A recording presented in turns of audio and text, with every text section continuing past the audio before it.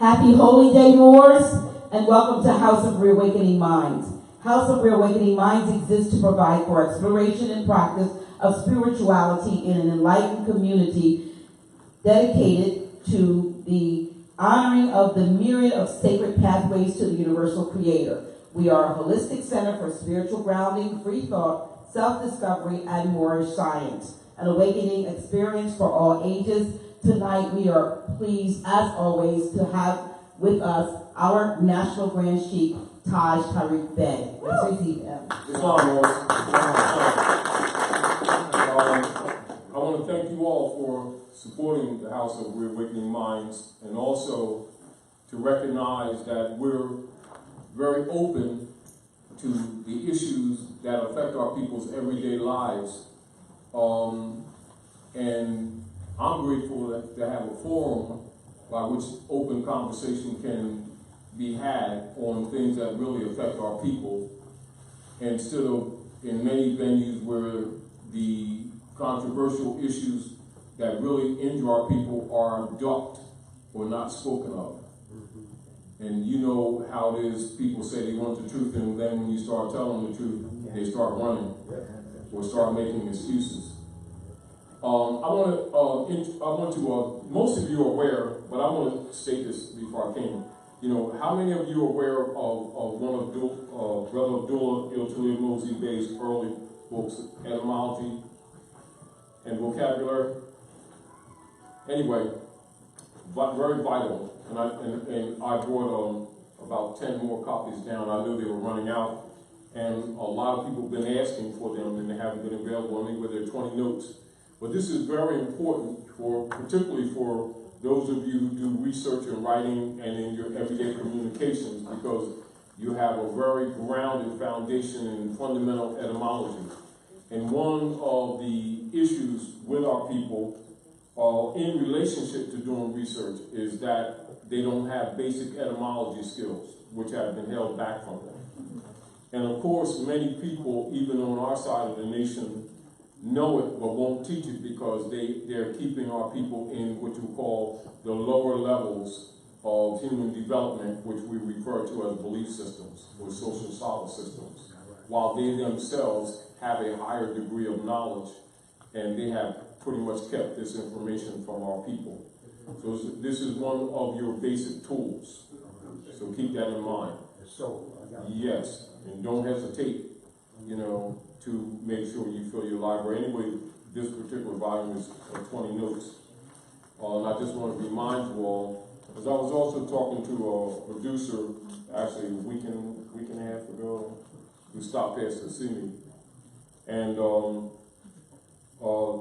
I was talking to another brother today. I'm just glad I was thinking about that, to another writer, who he has another volume, another book coming out.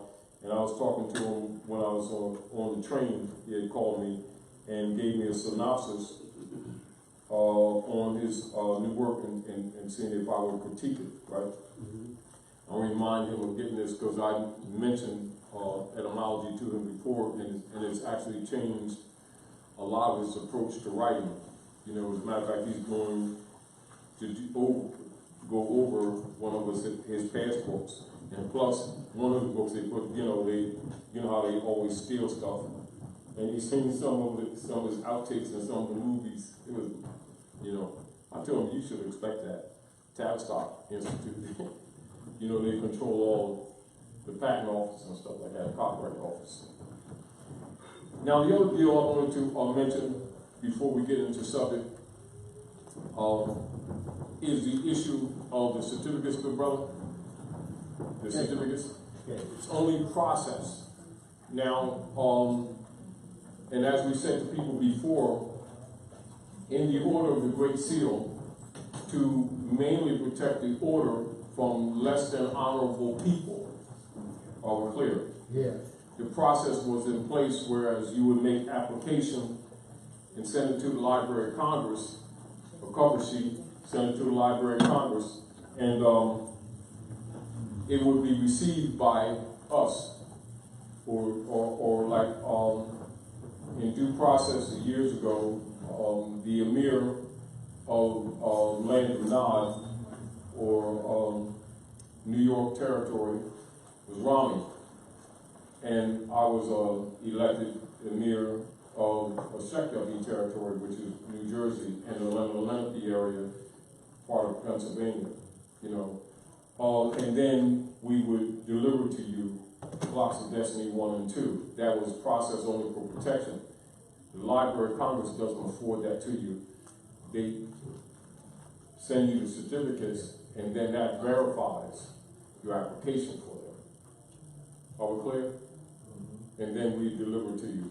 You don't send these to the Library of Congress that way. It was only a cover sheet for application for the certificates. Are we clear? Now, years ago, it was only 12 notes. You know, and now I think about 125, something like that. Those are 320. I did a double seal. I did a double seal on that. They were 320. 220 now? No, there's one, there's a local, there's two parts. There's a local one and an international one. The international one is double seal, and local one is just one seal. Yeah. So the price is 125 and the other is 320. Yeah. Well, the deal is that was not the original process, is what I'm letting you know. Oh, clear. Okay. All right. And the idea, now what has happened is over the period of time, you have brothers and sisters who were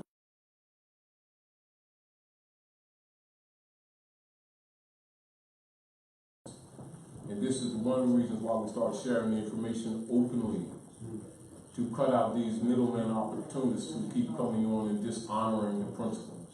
Are we clear? Okay. That's what I'm making clear to you. All right? So that you'll understand. All right? That's all that represents. Are we clear? So, okay. So we have to go over the process and send one cover page, since I already have those? No. Oh, okay. I'm going to explain to you again. Okay. Some processes that people have introduced was to introduce or to interject themselves into the process for generating finance, which is not the process. Do you understand? I understand that. All right. I want to make that clear to you. The question that you still contemplating on is the first part of what you said. In relation to getting the process done initially, if my ear is heard correctly, you're saying the procedure was to send a cover letter. All right, this is what occurred. This is what occurred. When one would be introduced in the Order of the Great Seal as a candidate, like say if you're conscious, and like say you going through the temples, you know, say you've gone through the Nation of Islam, which was a break off from the temple, Right. and you have a background, a scholarship, and you go to the Moorish Science Temple, and your development starts stagnating, which means you go but so far, because the half has not been told, keep that in mind, and you're ready to grow. Then you come into the Order of the Great Seal. But for protection of the order, to maintain integrity, someone would introduce you as a candidate, and they would present for you and make sure you had all your tools. You would do what's called a bio, and a bio would be a general self-autobiography of the statement of your development. And then you, like say, you're presenting you, right? Okay. Would make sure that you would make sure he has all his tools. You would be issued questionnaires, and those questions would be in blocks of 25, and then you get a total altogether maybe 200 some odd questions, open book, for you to develop. That's all. Are we clear? Yeah. To make sure that you are what you claim to be. That's all that was for. Are we clear? Yeah. Then we would issue you the Clocks of Destiny 1 and 2. You would not get them from Congress. You get the certificates, would verify that you, if you ask for them, that means that you've developed. Because other than that, you wouldn't necessarily know about it. Do you understand? Now, over a period of time, you have different people that come in, like in any order, who have other than honorable intentions, who corrupted, who are looking for opportunities to graft off the people. Do you understand? And many have tried to alter the process, including one brother who went and tried to change the numbers so that you couldn't get them, so that they could have to come through him and give him a few hundred notes. Wow. The same old comments, are we clear? Are we clear? Yes, clear. This always takes place, you know, no different than when the prophet was on the scene and they trashed the press, which the prophet commanded that was one of our most powerful weapons, which is why you don't see the Moorish Guide coming out of the Moorish Science Temple of America, and that was primal to the Obudrali, and yet most people would never even seen a Moorish Guide newspaper that comes to the temple. So what you have over a period of time is different orders that come up for the really same cause that's trying to protect the cause because it's always under attack. Are we clear? Because this is the politics of the world. Your estate is this whole core of this issue. So don't get confused with different processes that you may see evolving as you registering it. No, you don't. No, what occurs is when they would send back in a manila envelope, you know, you would see your free national name coming from them, acknowledging that would be your first, you know, official mail coming from the Library of Congress for your development, for you to know that they already know who you are. It's more for convincing you. They already know. Do you understand what I'm saying to you? Yeah. So I'm making that clear to you. So don't need to interject any other ideas into this that ain't there. All right? That's all that was for.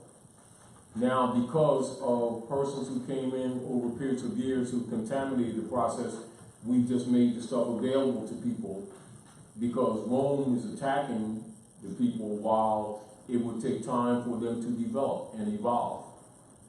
So we don't use the process anymore that way. Are we clear? I just want you to understand that. So getting those is like totally relevant.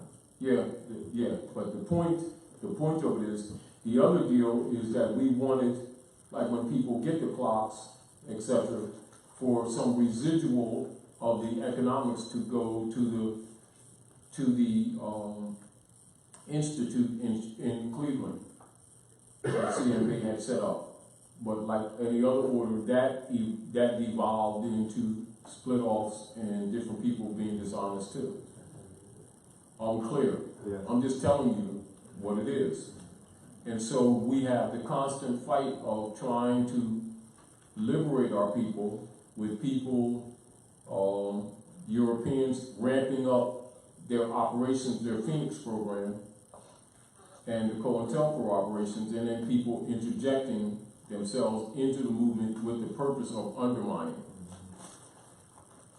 So being in here, I'm just telling you what the process is, so don't let somebody make you think it's some kind of complex thing that you're applying for a damn thing.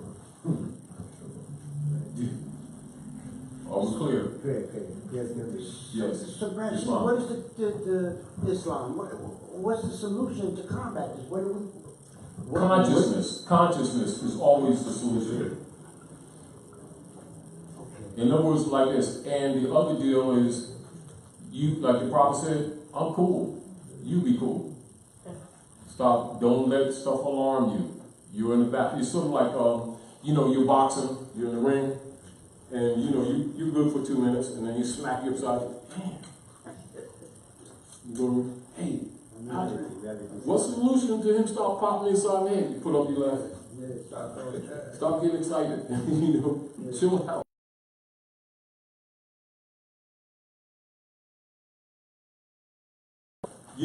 It's also this thing where our people being beat in, the pain that we get, like, why are they doing this? We got to do something about it. They've been doing this for a couple hundred years. At what point are our people going to wake up that we're under occupation? At what point are they going to wake up that these Europeans are Americans? At what point are they going to wake up that the U.S. is not a country? The U.S. is Unam Sanctam, set up in Vienna. Corporation set up in Vienna. Do you understand? Yeah. And reconnecting these people to their land and their estate. And then you have encounter actions to it. Meaning that Rome is acting to keep these people asleep as much as others are working to make you awake. And they have all the tools at their disposal. And the institutions and the fiat, not money, the fiat that the people have accepted as money. Therefore, he is what? He has no bounds. Meaning that the people have accepted the counterfeit as money, so therefore the European has artificial power de facto because the people have accepted him. Are we clear? But they came here to steal our gold and silver, which is the money, and got us thinking about the fiat, which isn't. And then being forced to use it, we've got psychologically started believing it. That is his strength. So the consciousness makes all the difference in the world. And then you have people among our own that promote it. Are we clear? So in one moment in a conversation, they'll admit that our people are Moors and then turn around and promote the black brand in the same sentence thereafter, knowing it makes the people not descendable. But why the people not having these basic skills, they know that these people can't read, even when they're intelligent. You know, so they don't. It is very important for us to get across to our people the issue of discernment. And logistical discernment, which they have, they by practice don't apply. Are we clear? And paying attention to details, And again, as the people become conscious, you know, with knowledge, naivety, fears, and other things start to dissolve. So they have to promote fear porn, as you might say. The world's, you know, Nibiru is going to smack the left side of Earth tomorrow, but the next week on the 5th. And then the next, you know, and then just wait till the lizards come through. They're taking all your sandwiches, you know, all that kind of stuff. And to distract you from really them. Inquisition Operations Phoenix program. You know, so when you're looking at the Phoenix program, you're looking at Inquisition. When you're looking at the Puck Act, you're looking at Inquisition. When you're looking at Trading with the Enemy Act, you're looking at Inquisition. When you're looking at the conversion of rights into privileges and crimes under licenses, you're looking at Inquisition operations. You know, and when you're looking at the bank bond of the birth certificate, you're looking at Inquisition. And people have a tendency of these different subcategories of God games, of looking at some being not knowing as government ordnance departments. And so all these things are departmentalized, and the people are locked into this mystery system of looking for gods type thing, when they don't even know that the God is a political game for the masses, is a, you know, social solace system for mind control. And so it's difficult to begin to get people to be objective in looking at these things, because they think that you're dismissing the creator type thing. You know, not knowing that God does not mean the creator, nor does it mean the source. It may simply connotatively reference, without specificity, the direction that goes to source, but actually is not source. Now, all priests know this, all abbots know this around the world, but they don't discuss it. It's sort of like one of those taboo subjects that when you go there, the people will start rejecting you, so you don't go there.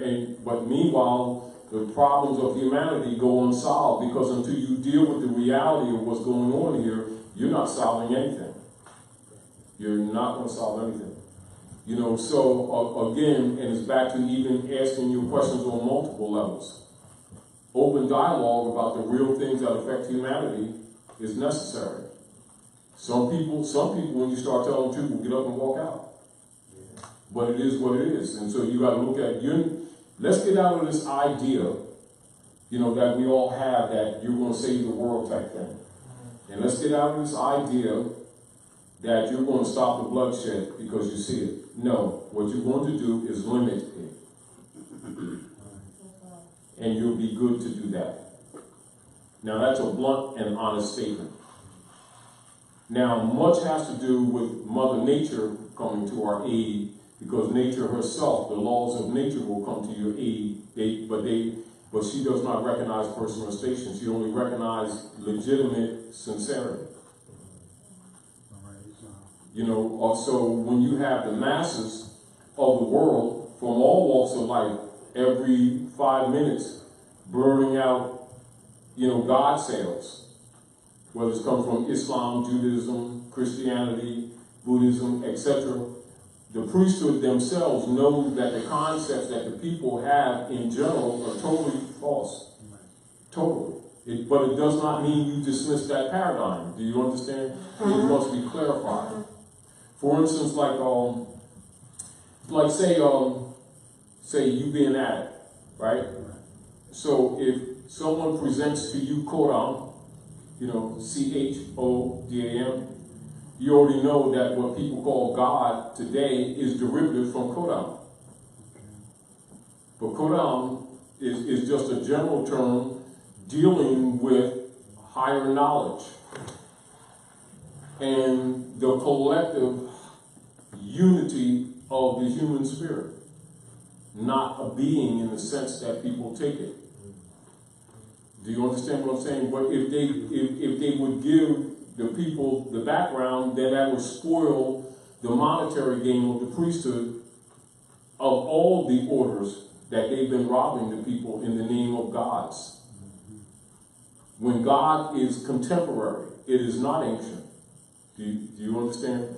Now, as an example, if we were having this conversation in a chamber of adults, whether they're Europeans or Asiatics, and there's no what you would call people in your lesser degrees of believership, there would be no dispute of anything that I just now said. But as soon as believers around, they would adamantly attack me for even having the conversation, as if I'm an atheist or something like that. Not for me, but for the bill payers. Do you understand? Because that would be liberating to them. Are we clear? Or you would set a seed of questioning in them, a seed of doubt, and then they would start examining their position. Now they got to rework that, you know, like they got to patch the dam up again. You know, bubble gum and quick setting cement and whatever, patching up the dam because you let some water through.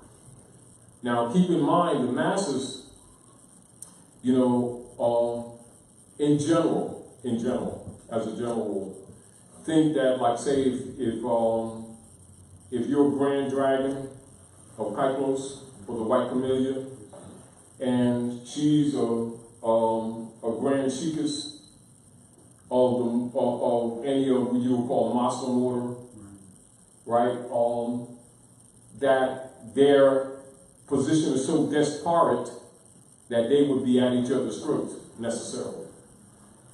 When without the followership, they ain't disagreeing whatsoever. Meaning that if I'm a Russian scientist, right, and you're a Manchurian scientist, and we're dealing with analysis of chemistry or metals, etc., we wouldn't be sitting around arguing about what our beliefs are. We'd deal with the evidence. Are we clear? And the only places that we would clash is where you, one or the other, has missing information, or if one has an untoward motive of stealing. Outside of that, when you're just dealing with the evidence, there is no clash. The alchemy outcome based on the mathematics and the geometry and the elements would come out the same regardless of the language. You just only need transliteration. Are we clear? So it is true with the truth of religion, but that's maintained by the priesthood. This is one of the unfortunate situations that we all are suffering from right now, trying to expose the truth to the common people and getting past the priesthood who have been deliberately misguiding them and controlling their little flocks, while in secret knowing the same fundamental truth. Are we clear? And again, not unlike for some of you come here when we had, thank you so much, brother. When we changed this light and that light to kill some of the shadows for the film, right? Now, and same thing with this, right? So the choice of light for this fluorescence for this area is to kill the lights, the shadows on the downward. Those is to kill some of the shadows for the filming. Now, if I didn't do that, and you're an electrician, you'd put them things up, you'd still deal with the fundamental principles, that hot line, that negative, and the grounding. Right. Although you could light them up with just the hot and the ground and the neutral. But more safety, you put a ground. But that's not, we wouldn't be arguing with that, because the principle is what it is. It ain't got nothing to do with what you believe. So it is with the fundamental, what you call hermetic truths around the world. So when you're looking at religion, truthfully, and this is not unlike this, right? It's not unlike this. Now, understand this, right? Right? And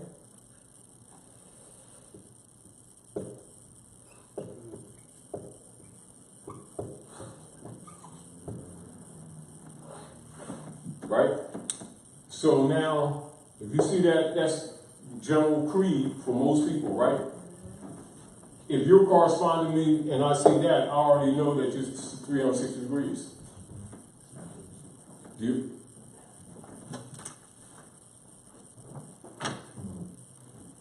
Do you understand what I'm saying to you? Now, and then if you're dealing with a grand dragon of the Ku Klux Klan, he has a chloran. And he'd be dealing with Greek too. Although your political agendas may be different, the truth is what it is. I mean, like example, years ago, I used to do body work too, auto body work, right? And I worked for Cooperson's in Camden area, and that's one of the top line body shops in this area, in this, the general tri-state area. And one of the foremen there was named Red, Big Red, right? European, what some people will call redneck. And I was like one of the Asiatics. I had a bay in the front, and most of the Asiatics and Puerto Ricans worked in the back. And I had a bay in the front because I was good at what I did. Of course, you dealt with the stuff that a lot of Europeans dealt with, jealous because you got a bay and all that kind of stuff. And Red would come in there and he wouldn't speak to the brothers, like, walk past you, like you ain't there type stuff. Didn't bother me, but that's how it was. Now, he had a few collector cars too. Now, the car that he used every day was like an Eldorado, a red Eldorado, and he had the cow horns on the hood type thing, big cow horns. Anyways, the car got hit, right? So Frank and Joe and all them, they were Europeans. They had, bays too. We had about 5 bays up there. Now all of a sudden now Red's speaking, right? Yeah, of course. Now Frank and them going to do the car because they already know that Red so-called don't like our people, right? Red came over to me. He said, Taj, when you get a chance, I want you to work on my car, and here's the keys. Take it home with you.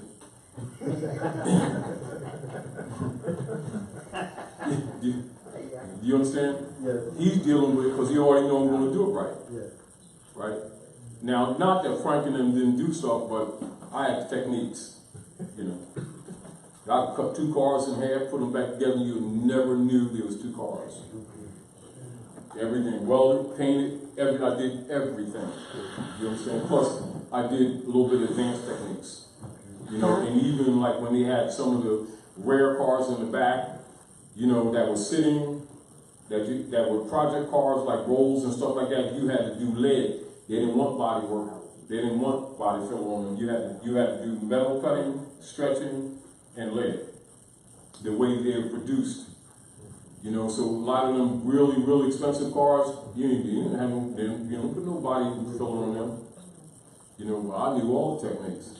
And so the deal of it is when you dealing with knowledge, all that big bias stuff, you can drop all that crap. Do you understand? Yeah. So the point that I'm making is when it comes to fundamental truths, the masses are held in a totally different category of social operations. The sooner we get that across to our people and get themselves to start dropping their biases, we ain't talking about the Europeans' biases, their own biases, the quicker you can get them on the path of liberation. Because the general masses keep thinking that the people in power positions of different orders have a different knowledge base simply because they're trained in different belief systems. They think that's the way the world works. It's not the way the world works, that's the way they're controlled. Okay, so if you have a private conversation with a rabbi, right, he's going to be dealing with Gnostic wisdom just like you are. If you deal with, say, an Orthodox Christian minister, he's going to be dealing with Gnostic wisdom just like you are. They just won't teach that across them floors, across them pulpits. They have a political agenda. Are we clear? So the masses keep thinking that knowledge is based in belief systems. Knowledge has nothing to do with belief systems whatsoever. At all. Clear. So what you have is a clash of the priests. Everything is run by the priests. So when people see politicians, an addict or a Gnostic know, hey, he's dealing with a high priest. The masses think they're dealing with a politician that's separate from the priest, clergy guy that's down in the clubhouse that they're mortgaged for in their community of their church thing. And it's not really how it works. So they don't know that they're in servitude. And they don't know that this network is structured like that. And so I'm saying to you, back to even your earlier question, you know, on these degrees, you know, where there are no secrets. We just openly discuss things that other people avoid, knowing that it makes some of the priesthood angry because what happens is they'll take it personally because they think we're attacking them. Not because we are, is that we're liberating their food. That's why they're angry. Do you understand? So they take it personal. Because they have to work, they have to try to put them back in a box. And sometimes, most times it works, and a lot of times it doesn't. Because once you can get people to just start thinking again, and you give them not another belief in place of another belief, but actually start giving them foundational, what you would call logistical and etymological reference information. It takes them to the root of truths that have been hid from them, and if they get brave enough to start using the tools, they will start liberating themselves. Are we clear? Clear.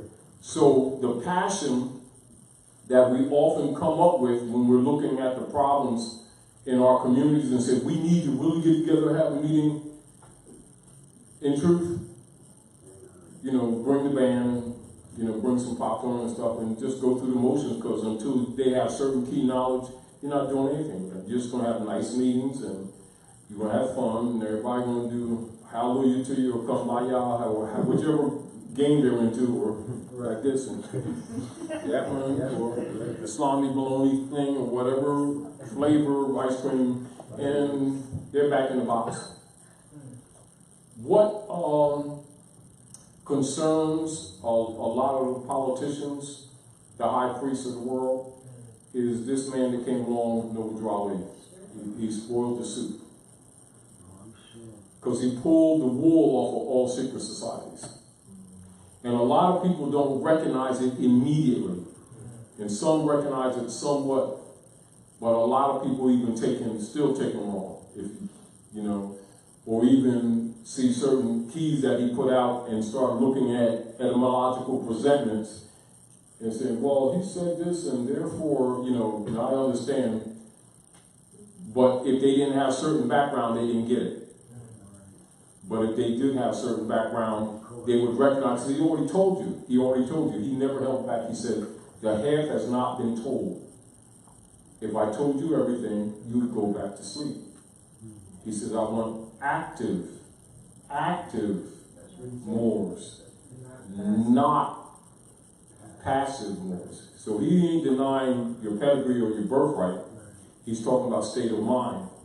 And he said, if I could just get you all thinking again, you'd save yourselves. And it's when you understand this, then you understand this. If you don't understand that, you think it's a different program. Right. Oh, clear.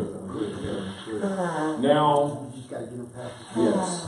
The And fear, then, because when you drop it on them, they ask for the truth, like you say, but when you drop it on them, they backing up. they're trying to hold on to their idol God systems, not knowing that they're in a social solace system simply because they're introduced to some things where they are. Not knowing that the operation is to take them to higher planes of life. Or what you'll say,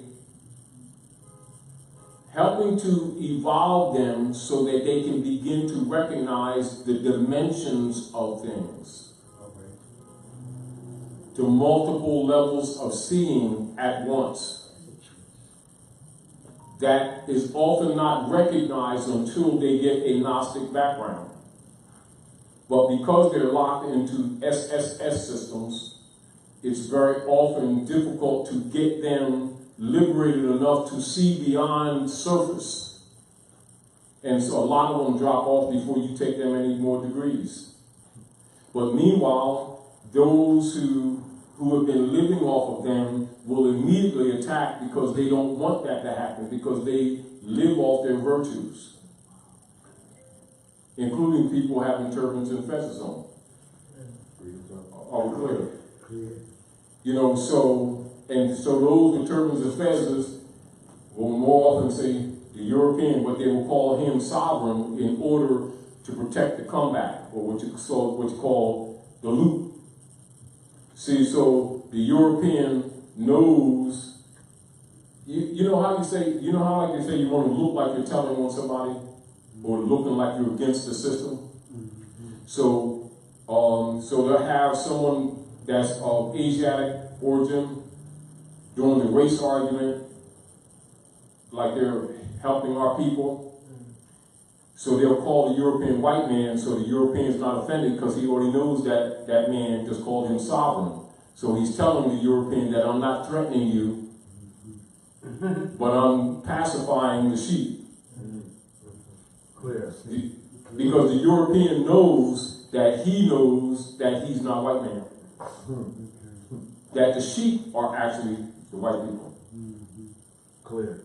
Do you understand? Clear. So they'll never explain this, distinguished from this, not separate, but distinguished from the refinement. Now, so a Frenchman schooled Il Malik on a little bit of this, and so they murdered Malcolm. I know Europeans, although CIA did do it, they set up some brothers to help them do it. That's why all the guards and stuff having to have a day off. Types, that's the whole story about Malcolm, the part that they don't talk about. But those who know really what's up know exactly what it's about. They'll never put that in a movie. Do you understand what I'm saying to you? But yet all the leaders, and I repeat, all of the leaders who were not totally ready, wanting for our people to be liberated, jumped on the bandwagon of assassinating Malcolm's character. That's how you could tell who's who. And those who weren't either stepped back or said nothing, would not join on that bandwagon because they knew it was up. Are we clear? Clear. Because half of them had nationality cards, including Elijah Poole Bay, called Honorable Elijah Muhammad. You know what I mean? So, that same principle applies around the world in the political realm, where the masses in the believer degree have been actually held down and don't know they've been held down. Are we clear? Clear. While people in power positions have been actually sucking off of them for generations. So how do you begin to liberate them if they're not willing to give up the idol God system? Liberation is close to impossible. They will just simply be sacrificed. Do you understand what I'm saying? And you cannot sit around and worry about them. Your mind should be on the generations to come to give them a chance. Because the capacity for comprehending this is available to a child. So adults that pretend they don't get this or don't understand, don't argue with them. Knock the dust off your heels and keep it moving. But if you want to share the information, be true, be pure with it. Don't play games with them. Don't give them loaded ankles. Just tell the truth, tell them what it is. And do the best you can to give them reference point that they themselves can become the truth that they know. And again, that's answering the question too. But the other deal is don't let the alarm and the emotion interject, because what it does is shut down the pioneer plan. And what you need to do is activate all of those glandular systems so that they can agree with each other. It's called the balance. Yes, it is. That's why you be cool. And it's sort of like, even like say when you're in the midst of battle, because we're beings in physicality, and so we deal with pain, emotions, and stuff like that. But the champions regather themselves and chill out. You understand? Like you come back in the corner and say, look, calm down. Man, but he's hitting me with jabs and calm down. Get back to basics. Jab. Step to the left. When he steps to you with the right, step over his left. Or step away from his power punch. You know what I mean? You walking into it. Oh. Yeah, all right. Then you start being effective. Just chilling out and getting back to basics. And that's why you have a trainer to remind you. Like you're running, right? Right? You say, man, you gotta get out there and practice. You gotta get them muscles together, right? Stretching, all that stuff. You run down the field. Yeah, you got this. It's training. Because when you get in the field, you sweat a little bit when you train, right? But you gotta take it serious, because when you get in the game, it comes at you.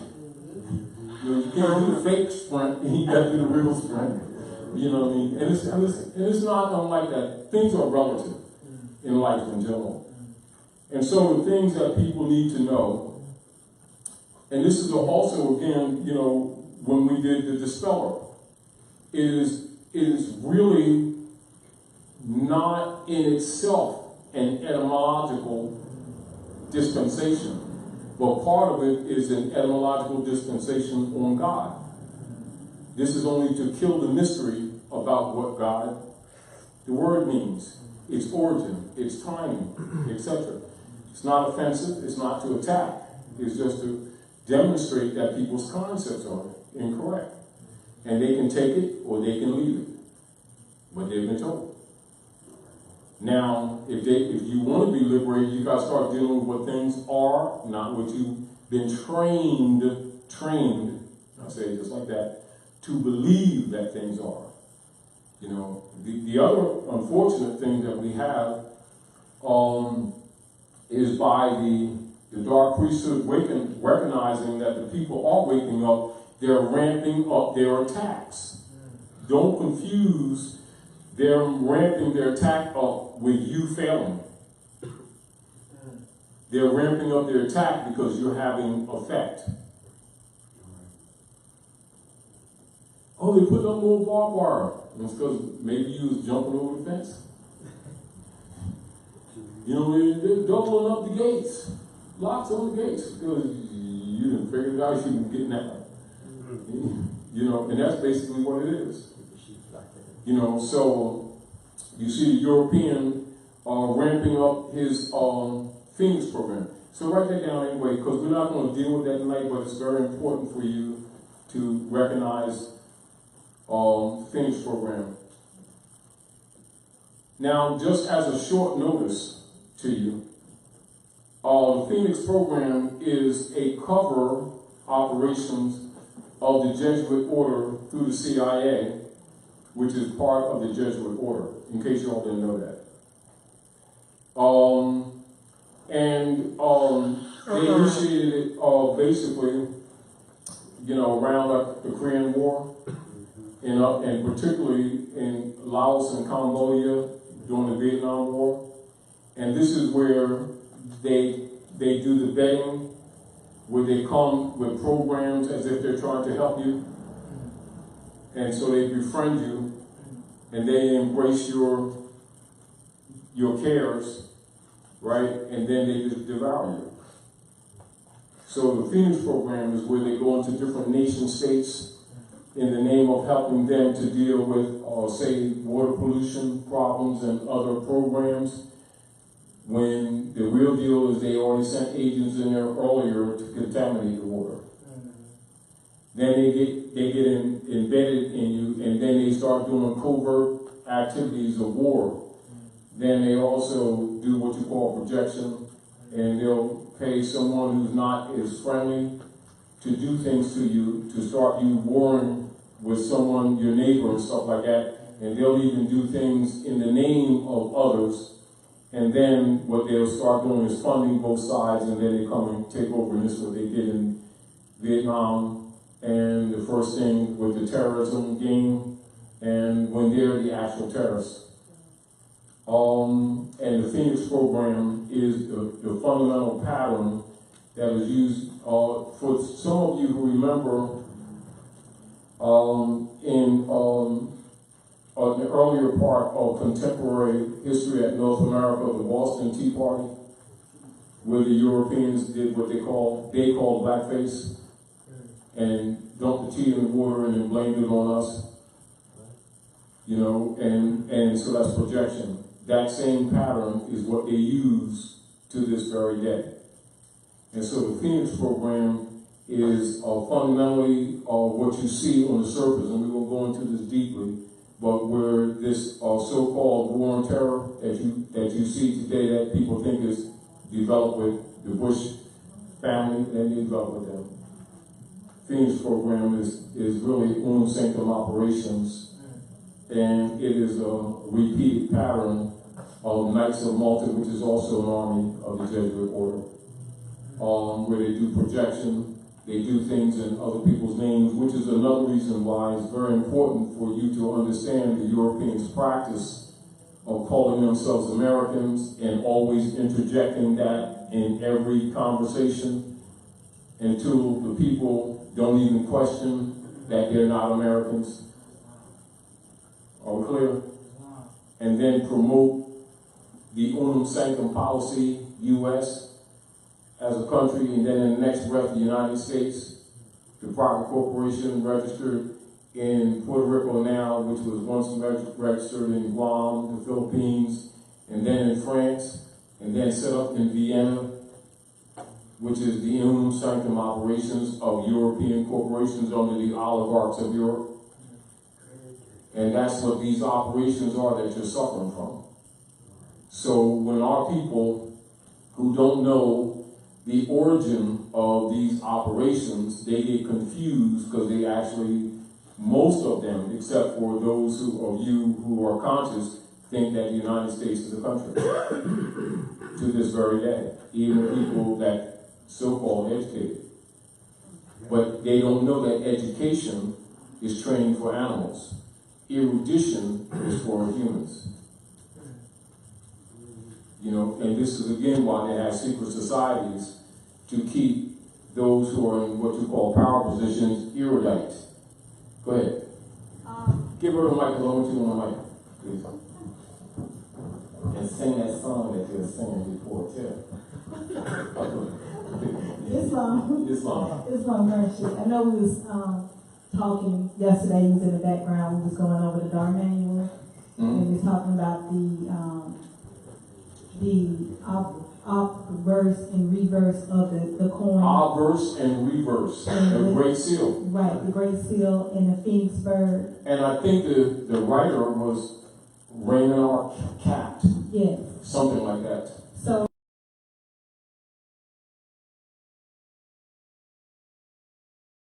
Because, you know, even when you're looking at Aquila, Yes. so you're looking at Aquila, which is also a symbol of the eagle that's using us. The European actually has a phoenix. Yes. Do you understand? Yeah, I'm with you. Oh, yeah. So on Yeah. the dollar bill, it lets you know that the Phoenix program is in full effect. Oh, yes. Okay. Yes, and Phoenix program is Unam Sanctam. Okay. And this is again where generations pass and they change the names or layer existing programs, and people think that they're different. You know, like as an example, the average person, if you bring up the driver's license, it wouldn't dawn on them that that's Phoenix program.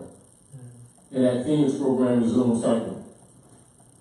And the War Powers Act, and the Buck Act, and the Negro Act, and the Christian Black Codes. You see what I'm saying? And if you present to them any of these social entity operations, the concept of most of them is that this is some kind of new action legislated by Congress that they got to vote on or that they got to argue about. And they're just introducing to you another facet of the crystal shard of Unam Sanctam. You know, Islam is amazing. When we were at the Library of Congress on Saturday, great event, you know, I always stray away a little bit. Yeah. But in there's a lot of keys to, it talks about our liberation. And one of the things I noticed in the corridor, it kept pointing back to us being our own liberation. You are. Right. So it was amazing how they were depicting that on the ceilings to show that we are the beginning and we are the end to our own liberation. Yes. And it also showed how in between they were going to cause all the confusion by changing it from science, law being the balance, but it will change from science to religion. And we must go back to science. Yes, because really religion, now this is, and even those semantics, right? When, now, actually, like religion refers basically in analysis, the Lion King. You know? And so you're dealing with Rex or the ruler ruling.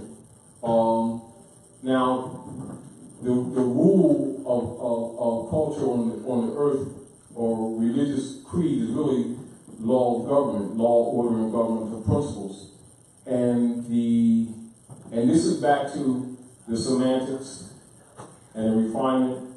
The masses have been calling the dogma that they have been breeded in religion.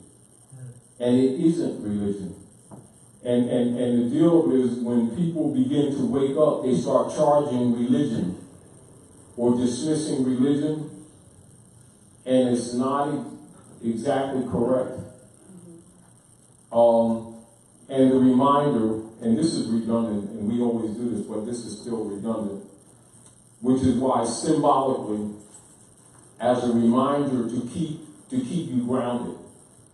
And people who know, whether it's positive or negative, to keep you in the know or to keep you grounded, you carry that silver coin in your pocket. Or, you know, like they'll have a coin from whatever order, positive or negative, you know, and you carry the coin in your pocket, you know, to remind you what's real, distinguished from what's fake. So if you say dollar, then you say bill, a person who doesn't understand don't know that they're presented with an oxymoron. They're opposites. For the dollar is a gold coin coming from Yakum dollar. Islam. Islam is glad to see it, V.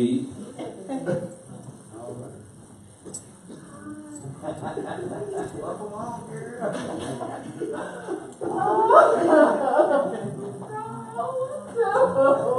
don't want to.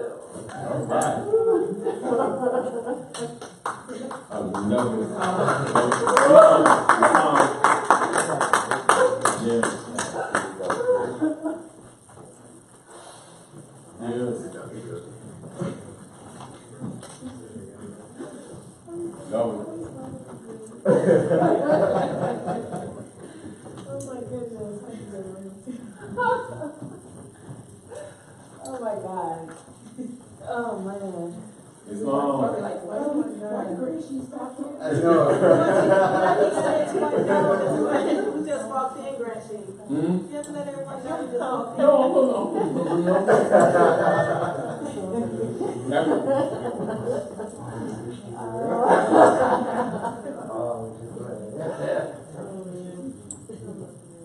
Yes.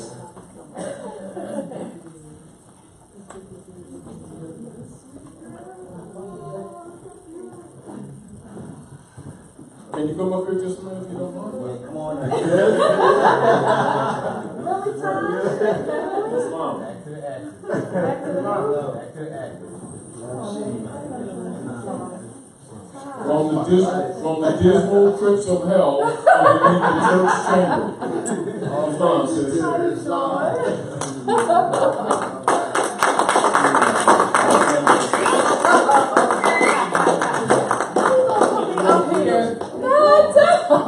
Yes, you do. Come on, don't do this to me, y'all. Well, it's like this.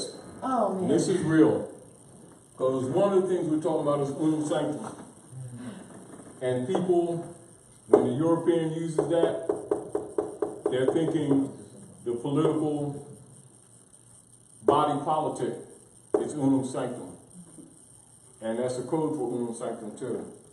Now, the deal of this, our good sister has just been drawn out of the dismal crypts of hell. And you all know what hell is, right? Yeah. The other deal is that the consciousness is growing and people are getting conscious all over. Just like for those of you who are in Washington, right? Seeing Europeans and also Chinese sisters, they recognize even if our people didn't, you know. And the real deal of it is she's under attack because of the effect and the growth of the clear. And whatever you feel like saying, you can just say it. But everybody, you want to say Islam to everybody, and they say Islam to you. Islam. Yes. Let me tell you. Get in the mic. I actually had a dream about this experience. I had a dream that I was going to come to House of Reawakening Minds and I was going to do a big speech. I didn't want to cry. I don't want to cry. I cried enough for the past 25 days. And the experience that I've had, while it was very traumatic, it strengthened me to a degree that I can't even articulate at this particular moment. I made it through the fire.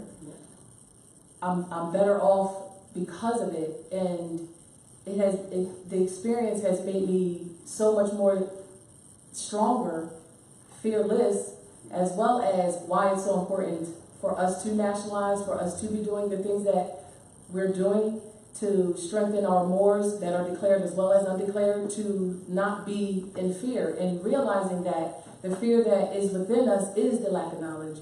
And if we don't stand up, what are we going to do? What are our babies going to do? How many generations are we going to push this along? I know it stops for me. I know this generation is the end for me, no matter what I have to do.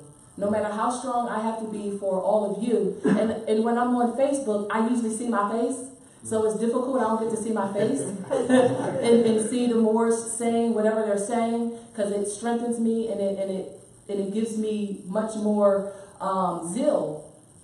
I started doing Facebook Lives, not for my, Anita L. and Rosemary Bey, they said two things to me. They said, Sharon, they didn't say specifically Sharon, they were saying just in general.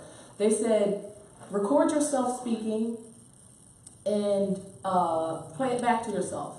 And that's kind of how I started. And then I said, you know what?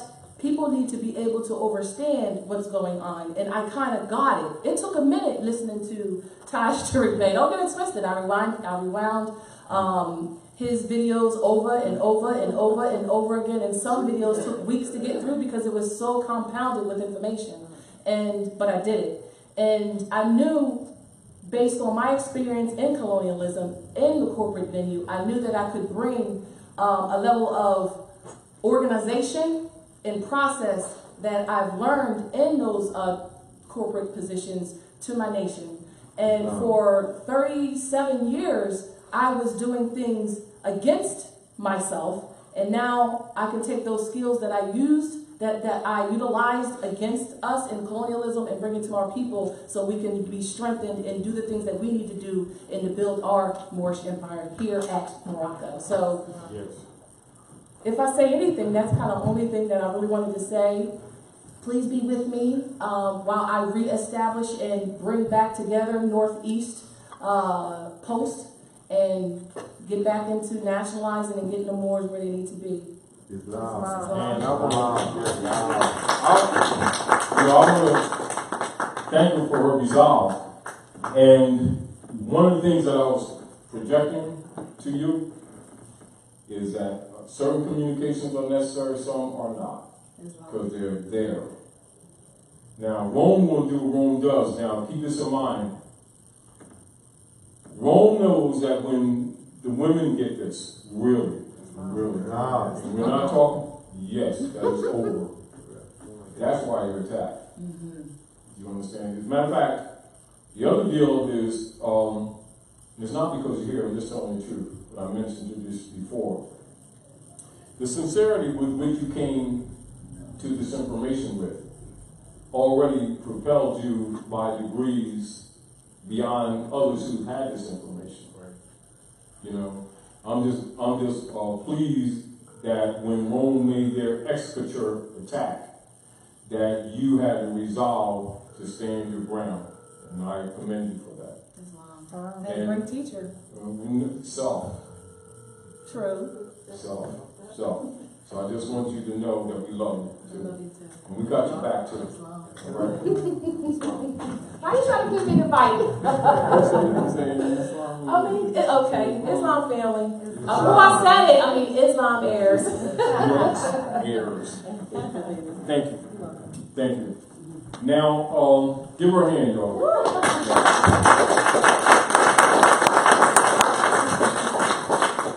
And Sister Robin, we want to thank you for your resolve, you know, and to remind you, yourself, don't let emotions be a part of your activity. You know, they'll use it against you. Just remember that. You know what I mean? And as we were talking earlier, Rome was ramping up because their platform was being dismantled.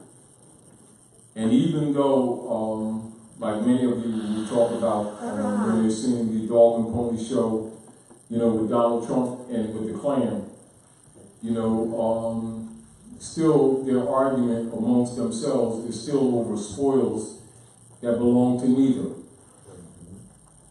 Do you understand? And while, you know, you look at Donald Trump as good cop compared to the white camellia Kuipers operations, because the Democratic Party is the Ku Klux Klan, for those of you who don't know. And most of our people don't know that they've been funding their own enslavement, and that's connotative. But that's not an upper hand for the Republican Party, which is also not the Republic order. It is just a flip of the coin of the Democratic Party. For both of them, you know, are representative of the, you know, the Knights of Malta operations and the Phoenix program.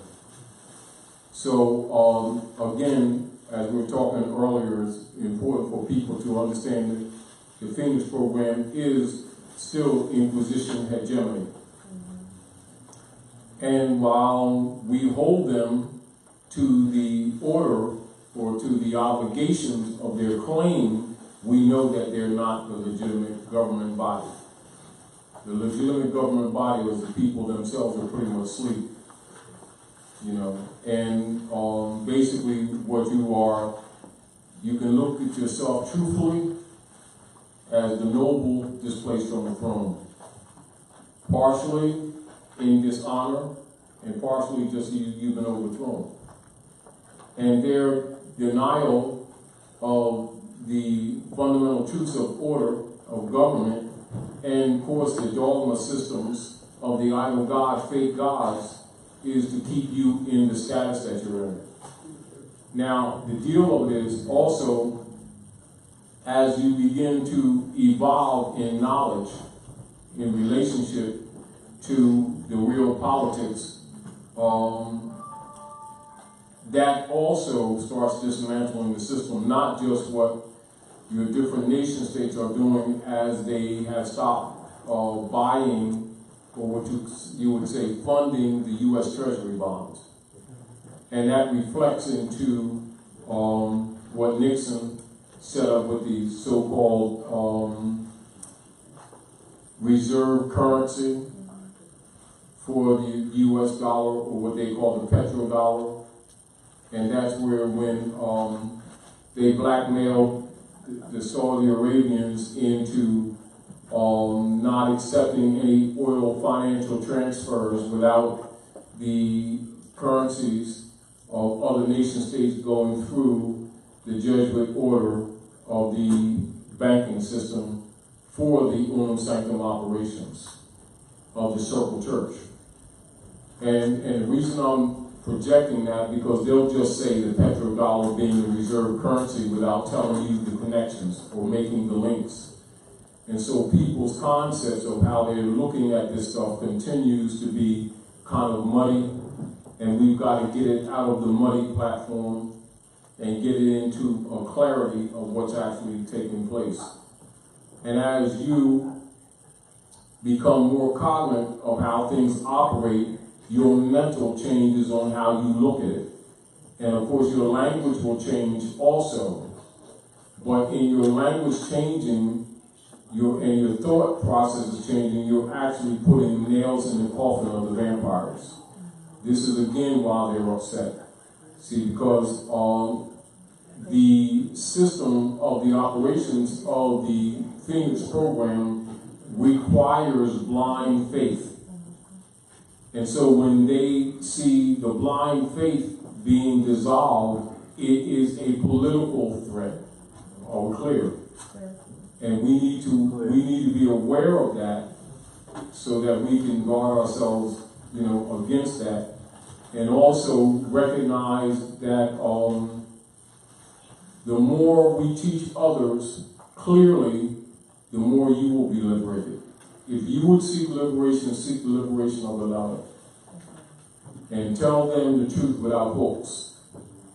But at the same time, without discouragement, let them know that Rome is here to devour you. The other deal that you recognize, and you know, Sister Sharon, you know what those experiences prove to anybody beyond the shadow of a doubt, family members and others, even though some will still be in denial, that you're not a part of them and they're not a part of you.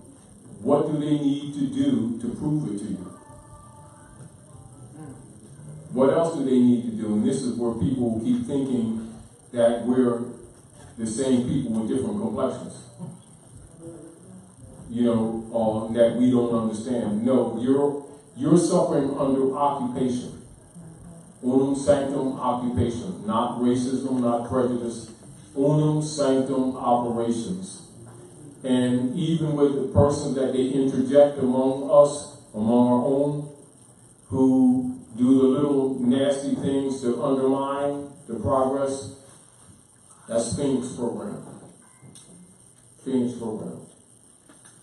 You know, and the Phoenix program is connected to Unam Sanctam. Right? So when you're looking at COINTELPRO operations, Phoenix program. And never forget that. Spheres to look at things, seeking out, not seeking source outside themselves, but seeking source inside themselves. You know, and to start dispensing of all of the programming of outside godships. The liberation will come from that point. But again, the difficulty is to get people to for themselves, not for yourself, for themselves, to start dissolving these outside idol god worship systems and stop attaching them to the prophets. You know what I mean? Yes. It's hard. That's hard, Elder. Now, and while it may be hard, this is the other issue. While our people are going through the dynamics of adjusting to the different things that they're starting to learn, the Europeans are ramping up their Phoenix program genocide operations. You know, so we don't have the luxury of being lazy with this information. That's the other deal. You know, where a lot of people in their heart, and this is the other deal, Sharon, this is what you're going to discover, and it's an uncomfortable thing. You're going to discover people's reaction to these things. They will show through their actions who their God really is, and their God is Rome. They don't fear Jesus. They don't fear Allah. They don't fear no Moses, Muhammad, and Buddha. They fear that European. He's their God. They won't breathe. They will deny family members for Rome. They will sell the children out for Rome. And in the next breath start talking about Jesus. Now the fact is that everybody really knows this about us. What we have to do is learn this about ourselves and decide, are we really going to clean this mess up, or are we going to let it continue? You know what I mean? And it's back to the issue what we were talking about earlier. Just like the reminder with the coin is to remind that the masses don't get religion. They get dogma. They get dogmata. You know, and the sooner we start making these expressions in our everyday conversations casually, the sooner, you know, people who have, you know, keys of truth will start having a better comprehension of them. Just like, you know, when we're looking at, you know, crescent and the star, the sextant, the rudder and the sextant, the cross, etc., we won't reject them, but we'll know that they are tools. They're not symbols in the sense that people keep taking them as symbolic. They're not religious symbols. They're science symbols. They're science tools. Let's put it that way. Not religious symbols. They're science symbols. And then also, as we begin to express the Gnostic wisdom behind these things, we'll be liberating a lot of our brothers and sisters that belong to secret societies who actually been hoodwinked and actually think they've been liberated. You know, so like the prophet said, you know, we're going to have to reteach a lot of your brothers from the East whose concepts of what they think Islam is. And because they've been funded by Rome They have the power, the institutional powers behind them, but these institutions will collapse. And as they collapse, you gotta be prepared to take the reins of responsibility. And those who have the knowledge are gonna have to produce literature and start liberating the people. And it's really just, and it's a hard job, yes it's hard, but accept it. The deal of it is, not to accept it is not only irresponsible, but your passivity ramps up the Europeans' courage to call you. So when people think not being active makes them safe, that is not only immoral and unethical, it's also dangerous. They think they're not rocking the boat, that the Europeans going to take it easy on them. They're just easier food. And while they're looking for, for the new era of jobs and stuff like that, their concepts is wrong. This man ain't gonna have no plans for no job. They have plans for eliminating these people because the technologies of the ancient world, not new technologies, the technology of the ancient world, some of it is being released. So the disclosures that they're talking about is not so much with the different other off-world beings that have been dealing with us for millennia being revealed is really old technologies. And that the people have been actually connotatively enslaved with technologies that they think are advanced. And so the deal of it is the jobbing systems is part of the servitude system. And so they want the people to ask for jobs when actually they're asking for the servitude that they're being liberated from. So the job and Job relationship are relative.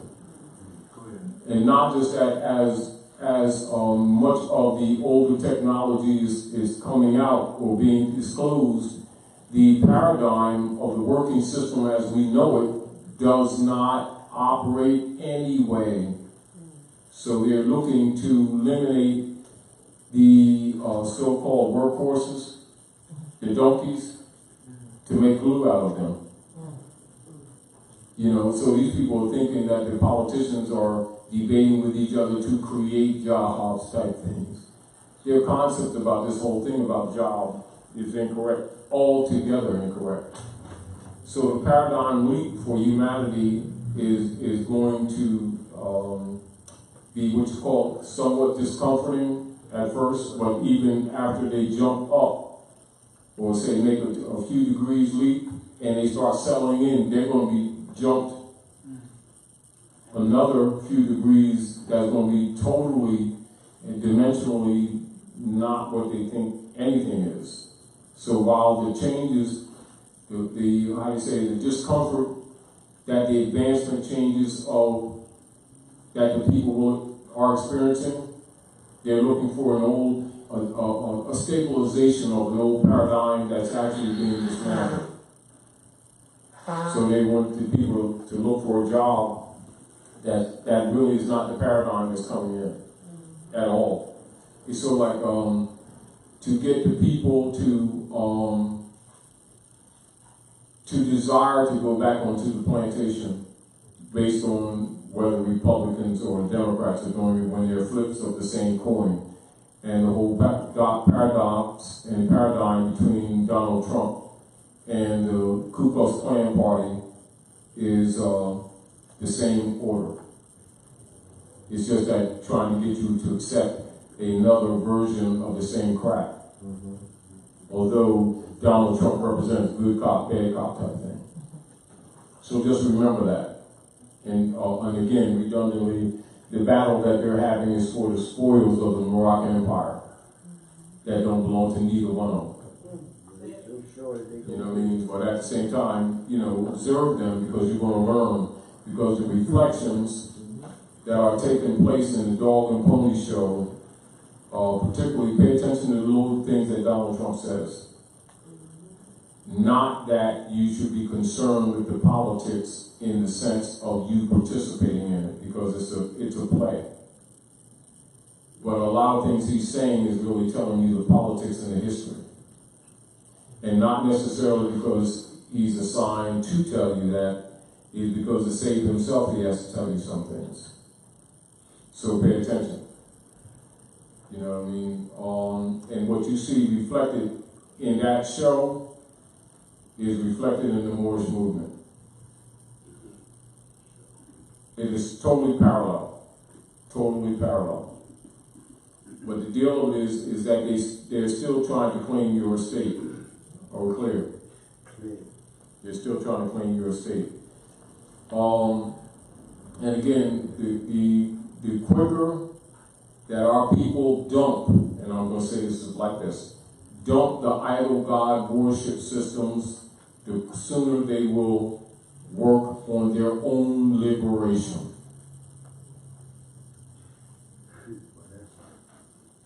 And it doesn't mean that you're not having respect for the divine source, but you've been disconnected from source. So don't get the idea that the idol god worship systems is directing you to source. They are not. And they weren't designed to. They were designed to keep you disconnected from source, which is the major reason why we have not had progress in our communities. Because we've been burning our energy on idol god systems, attributing them to the prophets that have nothing to do with them. The prophets are used for fronts by the dark priesthood for mind control principles and systems to rob the people. The prophets in general were social reformers and did not promote dogmatism religions. Most of them were fighting people who promoted dogma in the name of religion, because those were the enemies and are the enemies of humanity, always have been. And so this is again why they do not tell the truth to the people of the origin of the word God and its relationship to humans, to disconnect you from source. You know, and of course, people's seeking out source is their quest in their mind for finding God type thing. When actually, it's you know, sort of like saying someone's looking to find out how the communications on the planet Dawiti or Mercury works, and so therefore they're going to McDonald's to buy 2 burgers. And that's kind of what's happening with the people in their quest for gods. And it is actually that juvenile. However, that's not to condemn people for trying to be moral and ethical, or seeking what they would call spirituality. When the real deal is that the priests, if they really wanted to, you know, teach the people spirituality, cut to the chase and just teach them yoga. Because that's spiritual instruction, breathing techniques. And yet it's not the Gnostic wisdom either. It's just breathing techniques. And then the Gnostic wisdom is the knowledge that they call religion. And then the cosmology to go with it. And then they would stop lying to the people, telling them that the cross, the crescent and the star, and the hex alpha are just symbols. They're not symbols, they're tools. They're measuring tools.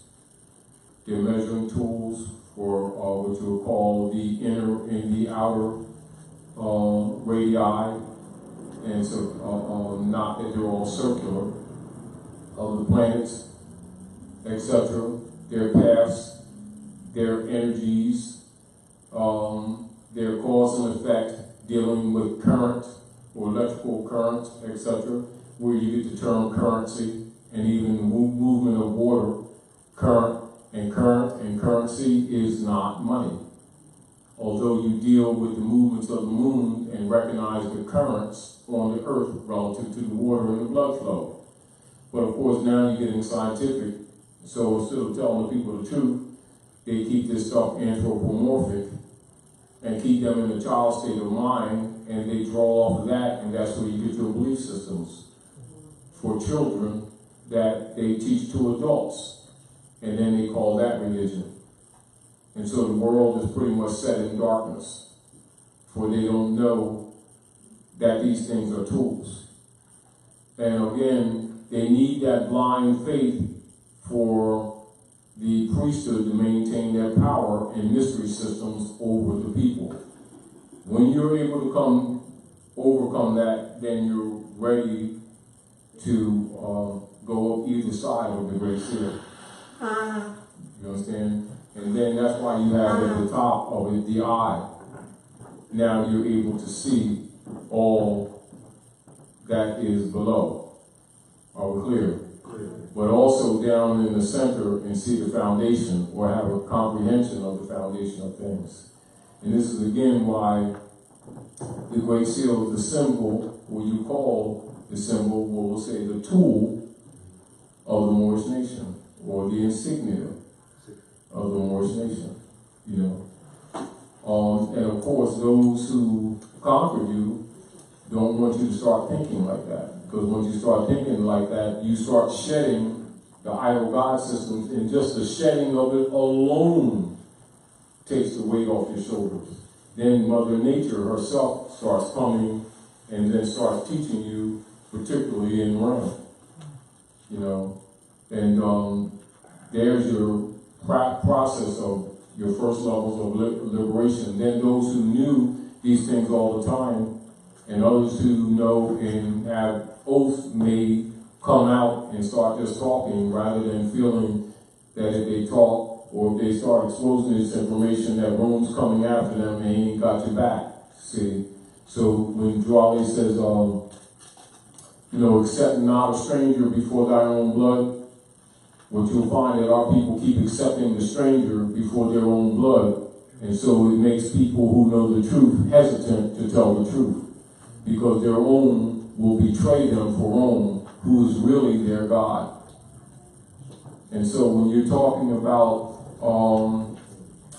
you know, when you're talking about Septuagintas, and the books of the Son, and so when they're saying holy books, they're saying books of the Son. This is what you must remember. So whenever you hear the word holy, which is comes from Sanskrit or Hali, you're talking the Son. And so you're talking transits of the Sun, the eclipses of the Sun, the equinoxes of the Sun, the relationship of the Sun in its relationship to the other planets, and their relationship to you in their energies projected, the elements contained therein, the building elements that your bodies are built with, the dimensions that are manifest in the conversions of one with the other, etc. That together with the philosophies and the travels of man comprises religion. That's it. It's that simple. Don't make it complex. And don't let the dark priesthood continue the anthropomorphic methodologies of instructing children on the adult level and then enslaving humanity and then blaming the mystery devils, which is actually the creations of the priesthood. And then spooking you up when you start discovering their lies by telling you the lizards are coming to take your peanut butter sandwiches. And, you know, and then the shapeshifters and stuff like that.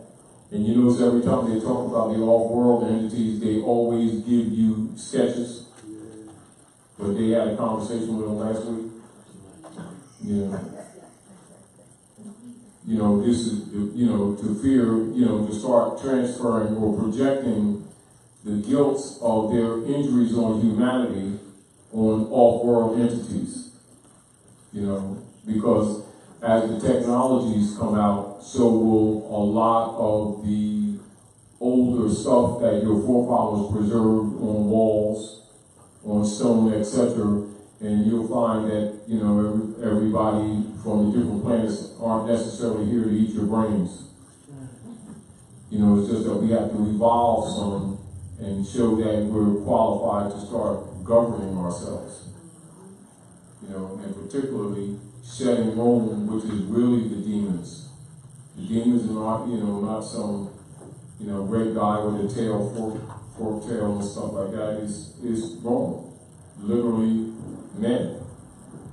You know, and specifically, without cutting to the chase, the priesthood collectively, except for a handful that are honorable, and that's the truth. And then when you look at the etymology, you know, you will find parasite, and it's just true. You know, so get over that. Now, again, the U.S. is Unam Sanctam. Make that tie, and whenever a European uses the U.S. in dispensation of political statements around the world, when you see him use the abbreviation U.S., you're thinking United States, it's Unam Sanctam. But the United States Corporation is the military arm of the Jesuits for Unam Sanctam operations. Are we clear? The United States is the arm. Yeah. And you'll see 6-6. Count the letters. You know, they don't hide it. You know, it says that our people don't pay attention to numbers. You know how you say you want to hide something, they hide it right in your face. Mm-hmm. But anyway, so let's deal with the goals and others in the Unam Sanctam operations. Now, the official name for Kairos or the Ku Klux Klan this is their official operations. The Grand Protectors of the Christian Faith, but also the loyal keepers of the Constitution of the Union State Society, USA, distinguished from the Republic. Are we clear? And so that's really the order, or what you call the Whittemore breakup, or the order of the Germanic tribes taking over the order of Islam. So their operations is what our people have been calling prejudice and racism. It's really the Unam Sanctam operations coming from the Grand Protectors of the poor soldiers of the temple, i.e. also Knights of Columbus, Ku Klux Klan operations. That's what you're dealing with. Funding your own enslavement while doing it. You know what I mean? Now,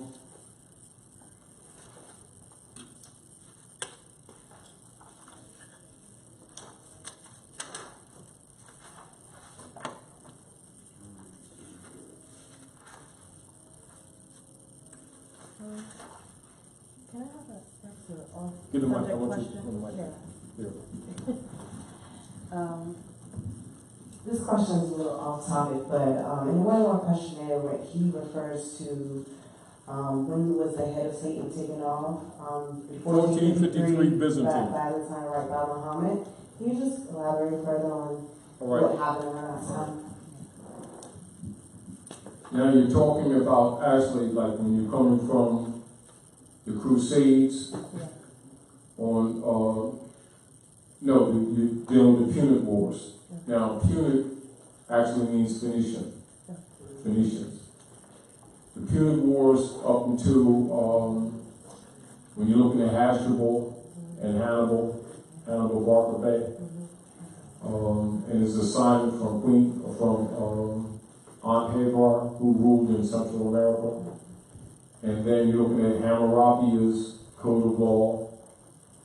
Then you're looking at the Battle of Tours near Poitiers, France, 732, with Charlemagne and the hammer. Then you're coming up to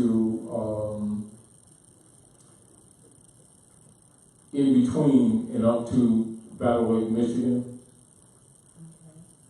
the Bottom Ram, etc. Then you're dealing with the reconstructed history where the Europeans are writing themselves in and writing you out of history. And all of that would be connected. All of that would be connected. So usually when they'll give you a certain title or a subtitle of something, understand that it's multifaceted. Never look at one facet of what they're doing. Like they'll give you one issue as an example with the Charles the Hammer, and the concept will be just near Poitiers, France, and you don't think about Hammurabi's code and Kuiper's operations and the white camellia. Look at them all the time in layers. Also look at things in Trinity. Like they'll give you the duality of thinking or things to choose one or the other, like they'll do like the Democratic Party and Republican Party game that they play with you. Always think third angle and the rejection of both of them, as opposed to choosing one or the other. And this is another way that they do in psychological warfare to control the narrative. Now, what I would want you to do is share the mic for a minute and dispense the nature or the relationship of things that you recognize that caused you to even ask the question. And you will answer something. Come on, I want you. Yeah. Now, what were you thinking? Go ahead. Well, it actually just, we have, with the tribe, we have Sunday school, and we always go over the one-on-one questionnaires. One of the questions that I always now, wonder. What do you know about Muhammad? Get it right. What do you know about Muhammad? Not enough to give you a And what do you know about 1453? And what do you know about Sophia? No. Now, Sophia is a mosque. And it's on the border. It's on the border of where? Asia and Europe. Right? And it's going back and forth between the Muslims and the Constantinians. So the taking off of the head of Constantine is, you might say, allegorical. It is actually the slaying of the dogma system. Because Muhammad is really the northern and the southern hemisphere of the universe. And not a man at all. Wow. That's not in our caps.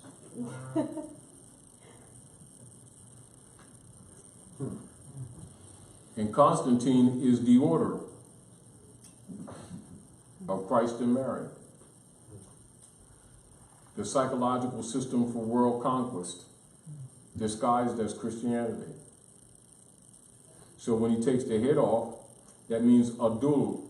Adul, A-D-L, justice. Or you see the two-edged sword. So Jesus means justice.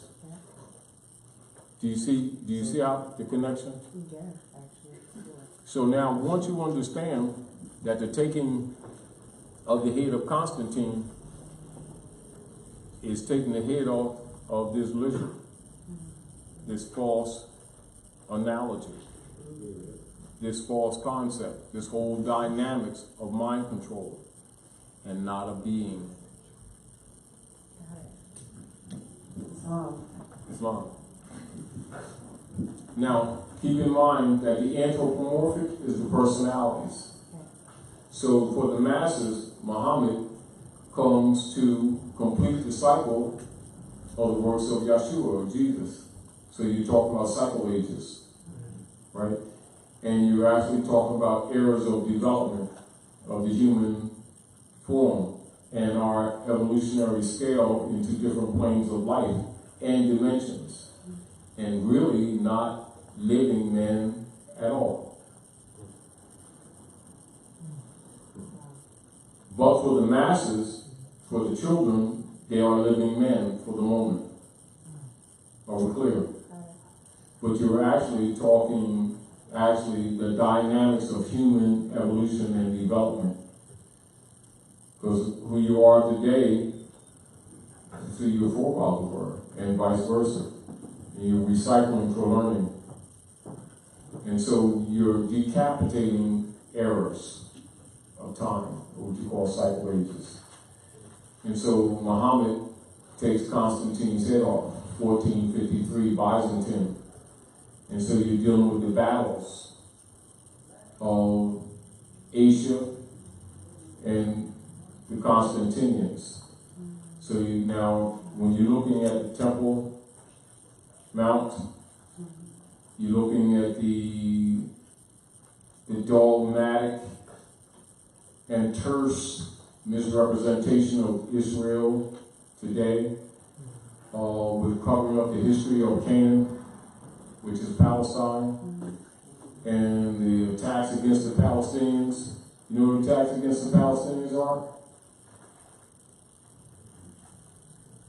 You. Attacks against you. So when you see the Khazarians, that's these Europeans claim to be Jews and are not Jews, you would suffer. The same thing that they're doing there, they're doing to you right now. And that's the reality. And so, 1453, Byzantine. So the Byzantinian cycle. What you're dealing with is another Ira cycle, and it's called Clocks of Destiny.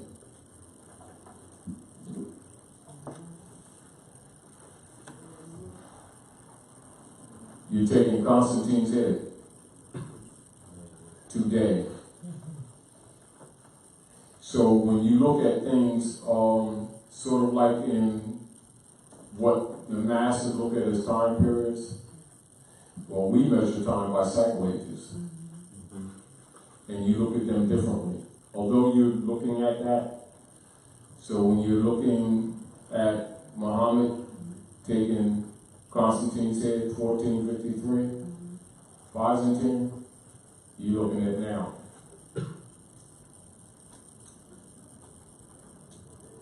Now we're coming for his tail.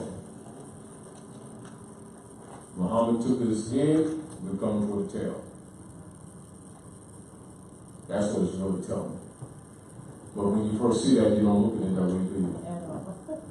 You know, I understand. You know, when he tells you, if I could get you all thinking again, you'd save yourselves. And then he says to you, you are who your forefathers were, without doubt or contradiction. Once you begin to really comprehend that, put it this way, we always, what the common people would say, live in the present. You kind of stay present, but you don't pass in future too, at the same time. So you're still talking planes and dimensions. So just think along that line. So while the work was done, the work is being done. Look at it that way too. And then see what you have to do, what your assignment is currently. Currently. Yeah. Yeah. You know. But again, on the surface, from a historical surface, just go look at Sophia, the mosque, and look at the history and the transfers between the Muslims and the Christians, and the borderline between Istanbul, in Turkey.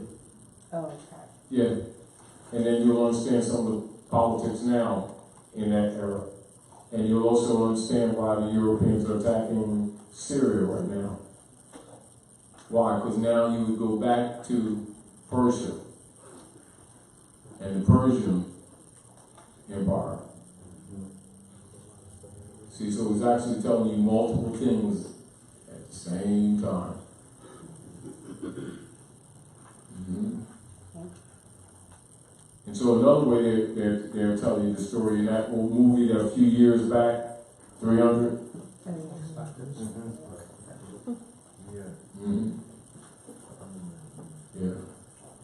the guy who started that, he used to call me, he passed a few years ago. Yeah, the guy who started that, he's actually teaching of the Navajo. And that's actually a series of tribes in the West. And a lot of what they're doing was dissolving all of them secondary fake treaties with the Europeans. And they claim their more nationality too. You know, that's the Semite tribes. Yeah, because it's all boiling back down to that truth coming out. Islam, brother. Islam. I have a question. Give him the mic. There's one over here. So again, just a reminder. So look up Sophia and that back and forth. Islam. Islam. If there is a major or minor differentiation, what is the differentiation amid the Knights Templar and Knights Malta? What's the difference? Well, both of them are armies. Right. All right. Now, Maltas, all of the Maltas, anybody that's a praetor, so write it down, Preator. Praetors are called for the masses presidents. All right? And they are Roman signed rulers or operations under the Unam Sanctam operations in the Maghreb, or what you call Morocco, or the Western Hemisphere. So all presidents are praetors, and they all are Knights of Malta. So their assignment is still Unam Sanctam operations. Now, Knights of Columbus, as an example, are the collection arm for Keiko's Ku Klux Klan. Knights Templar are some of the order that protected allegedly the Christians going to pilgrimage to Jerusalem. And it's really not Jerusalem, it's Jerusalem. You know, so that's where that comes from. And they're actually an order of soldiers too, so they're all soldiers. And you'll find that the different orders, or the secret orders of the Europeans, they may be members of multiple orders at the same time. Yeah. You know, so you may have say a Knight of Columbus, collector, you know, the economic arm for the Caicos, could also be a Malta. You know. I have another question. Good, get on my. But as a reminder for everybody, all presidents are Maltas, even if they're not or may be a member of any of the other secret orders.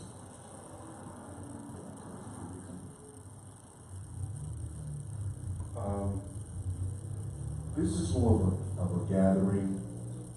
I have a question, kind of like a statement more so than, I kind of want to know if there's a connection more so than anything. 1868 was the closing of the Freedmen's Bureau. Yeah, it would be the Bureau of Refugees. The official name is the Bureau of Refugees, Freedmen, and Abandoned Lands. Now, remember that, so write that down. The Bureau of Refugees, Freedmen, and Abandoned Lands, loosely referred to as the Freedmen's Bureau. Closing down 1868, now continuing. One of the things that you taught well was to pay attention to timelines. Yes. This is a question of kind of like gathering, because I kind of want to know if there's a relationship to this. 1739 to 1858 were the Gullah Wars. Gullah Wars, yeah. 10 years later, you have 1868, which is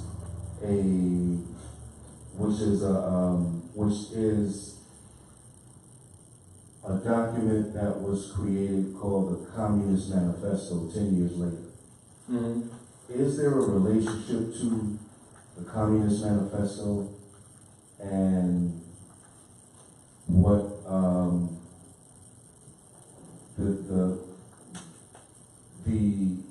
the U.S. corporation attempting to move The manifesto, Communist Manifesto, was created by a Polish woman and the Jesuit order. It's totally artificial political system, not real whatsoever, having nothing to do with the truth of the ancient Manchurian families, etc. When they talk about communism, something that was created by the Jesuits in order to get clear? To promote the schism operations where they create artificial enemies and then fund them both sides and pit them against each other. It had nothing to do with the culture of Asia really whatsoever. It was creation totally of the Jesuit order. And that's the truth. You know, just as a reminder, when you look at, because most times when people look at communism, they're looking at the Manchurian families and talking about it as a political system. No, it's Jesuits. Understood. Clear. And of course, 1868, with the closing of the Bureau of Refugees, Freedmen, and Abandoned Lands, this had much to do with the theft of the lands under the Unam Sanctam operations and the doctrine of discovery. And this has much to do why the Unam Sanctam, the U.S., was being promoted as a country so they can convert the wealth of the Moors under the operations of a fake nation, etc., under Unam Sanctam. This is why when you do the research, you'll find that the designation of corporation for the United States was established strongly in 1868. The conversion of person, the emphasis of person, the corporate person, Right. the 14th Amendment, but really the corporation that was set forth in Vienna earlier, which is the U.S. Unam Sanctum operations, and the whole paradigm of it being promoted as a country. So keep thinking Vienna, United States Corporation, not just the corporate entity set up by Benjamin Franklin, double agent in France, 1754. Double agent. Yeah, but also, the personification of the United States Corporation, which Lincoln bankrupted. See, like you say, all of those things, the timeline must be put in perspective. And including when Drew Ali said the 14th, 15th Amendment is not necessary for the salvation of my people, he's really sending you to that. You know, but, until you study that, you don't get it on the surface. Right. You know what I mean? But as soon as you do, you'll discover the personification of the corporation. Recognizing the United States is not a country, it's a private corporation of Unam Sanctum operations. Then you know that the United States, what they're calling the military complex is really Jesuits. Yeah, it is. And so it's important from their perspective for our people to promote to their children that it's a country and that they, the Europeans, are Americans, i.e., and the sovereigns, i.e., white people. That's why it's so important from a political perspective. And even when you look at the Ku Klux Klan, the 1870, and then you go into the law dictionaries,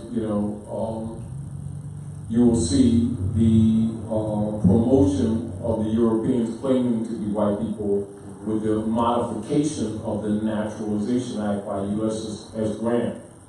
And then you'll see all that activity from 1865, 64 to 1870. This is why when you see in the law book, when you see them dealing with the Naturalization Act, and they're making reference of free white persons, and then you'll see the date 1870. Like you said again, you look at the correlations, that's not circumstantial. You know, when people who don't know the history would look at that and wouldn't recognize what they're looking at. Right. But when you're conscious of that, you understand this is when, you know, the Whitmore Party split, etc., and the Europeans, when Horace Greeley and them was meeting in Philadelphia, and then it was suggested that they take on the sovereign title of the Moors so they could make their Unam Sanctam and doctrine of discovery claims on the land. So that's relative, yes it is. Okay. You know, and again, you're doing a logistical analysis, which is what we collectively need to do when we start looking at these things, and they may be listed under different names. They're really Unam Sanctum programs, operations. They'll change names to divert, to divert, to divert. You know, just like when you look at Torquemada.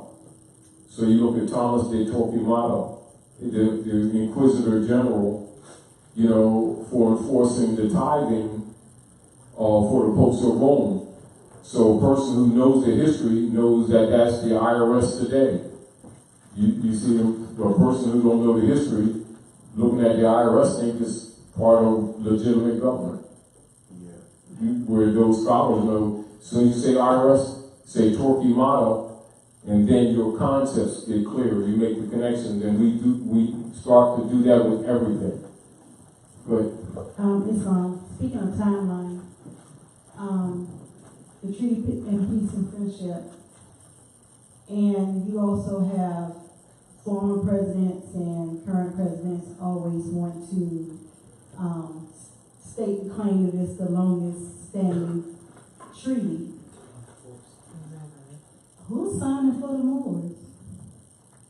Now, you gotta remember, when you're talking the Treaty of Peace and Friendship, you're talking sovereign, and so you're talking Sidi Muhammad, Sultan of Morocco. Okay. But then you have your Bashaws. I'm talking about the renewal. I'm talking about the renewal. Oh, the renewal. No, you weren't. There was not a renewal. I'm saying, as the 50 years come up, how are the 50 years continue to go all right. forward? Now, let's look at this. I mean, it's and a lot of people misread that. Okay. The treaty is in perpetuity. Okay. Every 50 years. Before that 50-year timeline, 4 years, so like you say, 46, right? On the 46th year, or any time before, you know, within that 4-year period, you have introduction of modification if it comes about, or amendment. If not, within that 4-year period, it automatically goes in perpetuity. This is why it is the world's longest running treaty. So people's idea that it renews, that concept is incorrect. So it's not being challenged. It's in perpetuity. Even if it were to be challenged, it stands. It will continue to stand? Oh, no, you can challenge it now. No, I'm talking You're about... conscious. Aren't you conscious? Absolutely. Aren't these people getting conscious? Right. So let's just say the last time period was what?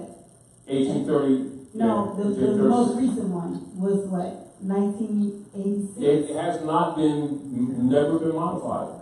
Right, so no, what I'm saying is that the last time where it was another 50 years that came into... Yeah. So let's say 86, right? Yeah.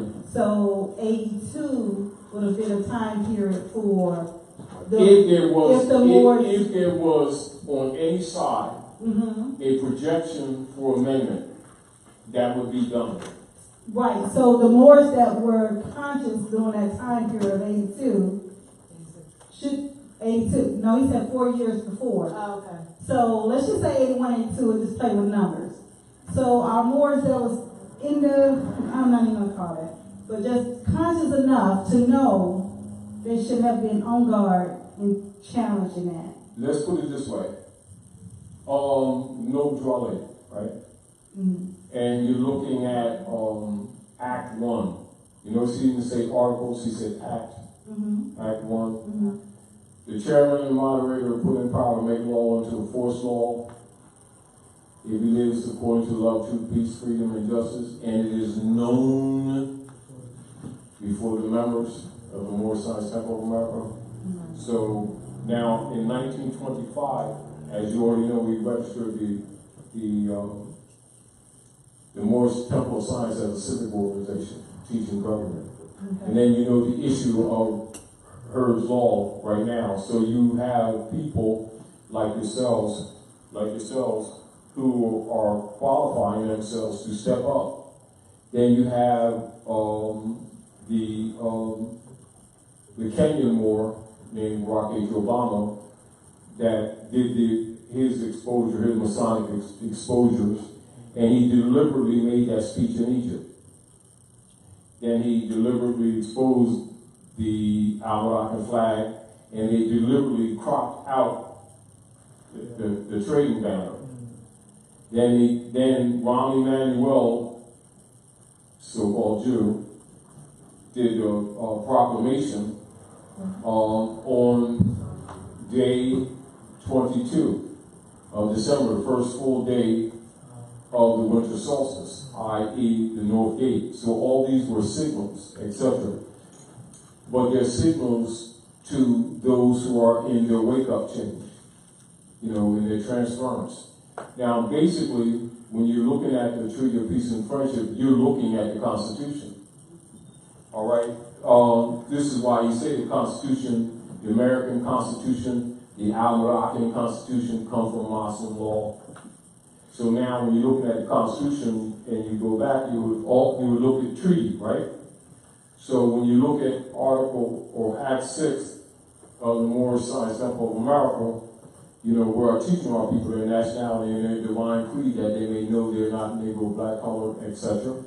And you go into Article 6 of the Constitution, and it says all treaties made or what shall be made in pursuance thereof shall be the supreme law of the land.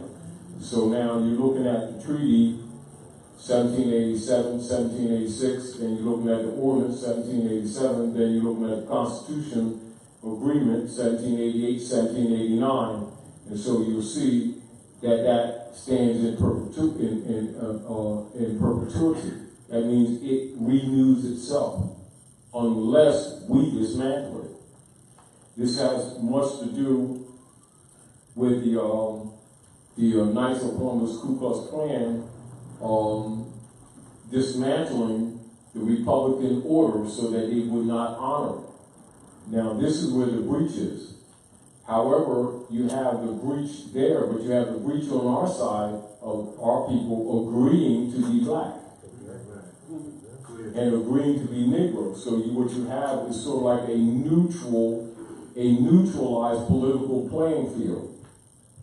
So now you have no Drawley calling us back to order, but you also have, when he was talking to the Queen of England, because you got to keep in mind the secret treaty of Verona, and charging her with the violations relative to continuing, branding us Negro, black, and color and promoting that paradigm. So you'll see a call of everybody coming back to order, and this is what you see in the divine warning to the nations. He's talking to all parties. He said, by the day we are violating our constitutional laws are governed by name and principles. And he's talking about on both sides. So the treaty grants. But it stands. Remember, Right. it stands, and it's like inactive because we're inactive. So the treaty grants the charter, let's just say the charter for the Europeans to be on the land and do business on the land, correct? Exactly. So, that's for doing business now at the ports. Okay. So as we have collective consciousness of Moors, there's no need to wait another 50 years to start crashing anything. We don't need to. We just need to be ourselves. I understand that, but it's like if the charter is still in place, it still allows permission. So it's like, okay, I would say it allows the pass. It's the passport that is allowed to be on the land. Yeah. So you revoke the passport, you can't be on the land. Now, this is again why I was, from a political perspective, why they muddied the border and bring the piracy on the land. And this is why it's been so important for them to misrepresent Unam Sanctam as a country and get us to agree to it. So see, the same way that they did the road. Now look at this, and bring me back to this so we don't lose, connection. Why it was important from a political negative position for them to do Roe v. Wade for aborting the babies in the name of helping women, and then feed the babies back to the people through burger joints so they could contaminate us. So that when this stuff starts coming out, that we're not innocent. And this is back to the constant barrage of offering us positions or how do you say, potential benefits, and to get us to agree to that, to get us off the constitutional principles. It still runs. It still stands. Now, while they're breaching, we're breaching. It's sort of like, like you're playing ball. You foul, I foul. And so it's like neutral. The rules don't change, but, because you're being taken advantage of, he's got to get you to get back into honor. And this is what the Moorish movement basically is, trying to get the Moors, the firstborn, back in honor so that we can have legitimate arguments, standing in our argument. Because the law already is. It has never changed. It will pass away. We have fallen away from the constitutional fold of government. And so now that you're becoming, when I say you, that's plural, becoming conscious, we want the right of our estate or the benefit, but we must qualify ourselves. And when we point to the Europeans, yes, he's breached, but we're breaching. But we're all not going to be ready. It's like herding cats.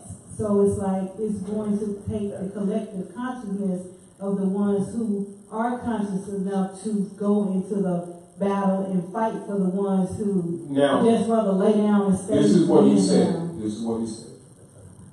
He said, in order to change the people, you must change your literature. Absolutely. And he said, go back to that state of mind of your ancient mothers and fathers. Then he goes into the Renaissance. He'll go in the synopsis in the Renaissance in the literature. So he's sending you back to the 12th, 13th century, etc. And then when you do that, you'll see your 7 liberal arts, the universities that we built for Europeans. You'll start reconnecting and start recognizing when he says, get yourself a good European education so I can use you, because you're not really getting a European education, you're getting a Moorish education. It's just that our people are being disconnected, so we must qualify ourselves. And as we go back to that state of mind, the dogma systems and the other misrepresentations, the Unam Sanctam operations, and the expurgatorius and the prohibitorum, interjections that the European put there, we will, undermine them by us going back to that, to the sciences and taking back our culture. And in doing so, it's not just the Constitution, or what you would call the written Constitution for political operations, it's also the Constitution of self. So the Constitution of self is knowing thyself. So you're looking at the elements, your physical elements, your salts and phosphates that your mother made you, which is part of your religion, that's your religious creed. And our people who don't understand this are looking at worship systems when actually it's the workshop of the mind. So you'll discover that we didn't worship things, that's Europeans said that. We didn't worship any idol gods. It's the workshop of the mind. And this is why you have, like in chapter 5 in the Quran, it takes you to the workshop of the mind and tells you their tools, etc. So as we begin to do this, we're actually enforcing the Constitution, i.e. the treaty, etc., which is what we're in the process of actually doing now. But it's on a level, a multifaceted level that on the surface people don't see it that way. They're looking at these documents as somewhat what you call rules that we need to enforce on them, when really it's the Constitution itself. And when that's a plural, when you become more cognizant of yourself, you're actually starting to enforce the Constitution. When you go back to your religious creed, when you discover it's not worshiping anything, it's really the culture, then you're dealing with the law in common, or what they call the common law. Then you trump the Roman law and the canon law upon which the straw man is built in the first place. And this is back to really comprehending and understanding and knowing that law and history goes together. That's why those things must be taught. And so once you're cognizant of that, you start recognizing, while it may appear complex, it really isn't. It's the simplicity of going back to those principles of your ancient mothers and fathers. That's the constitutional form of government. Now, as we are becoming more and more cognizant of ourselves and the obligations of the body's politic, logically, those who have been in rebellion are nervous because it's over for them. So it's not just that, it's also people among our own. People among our own.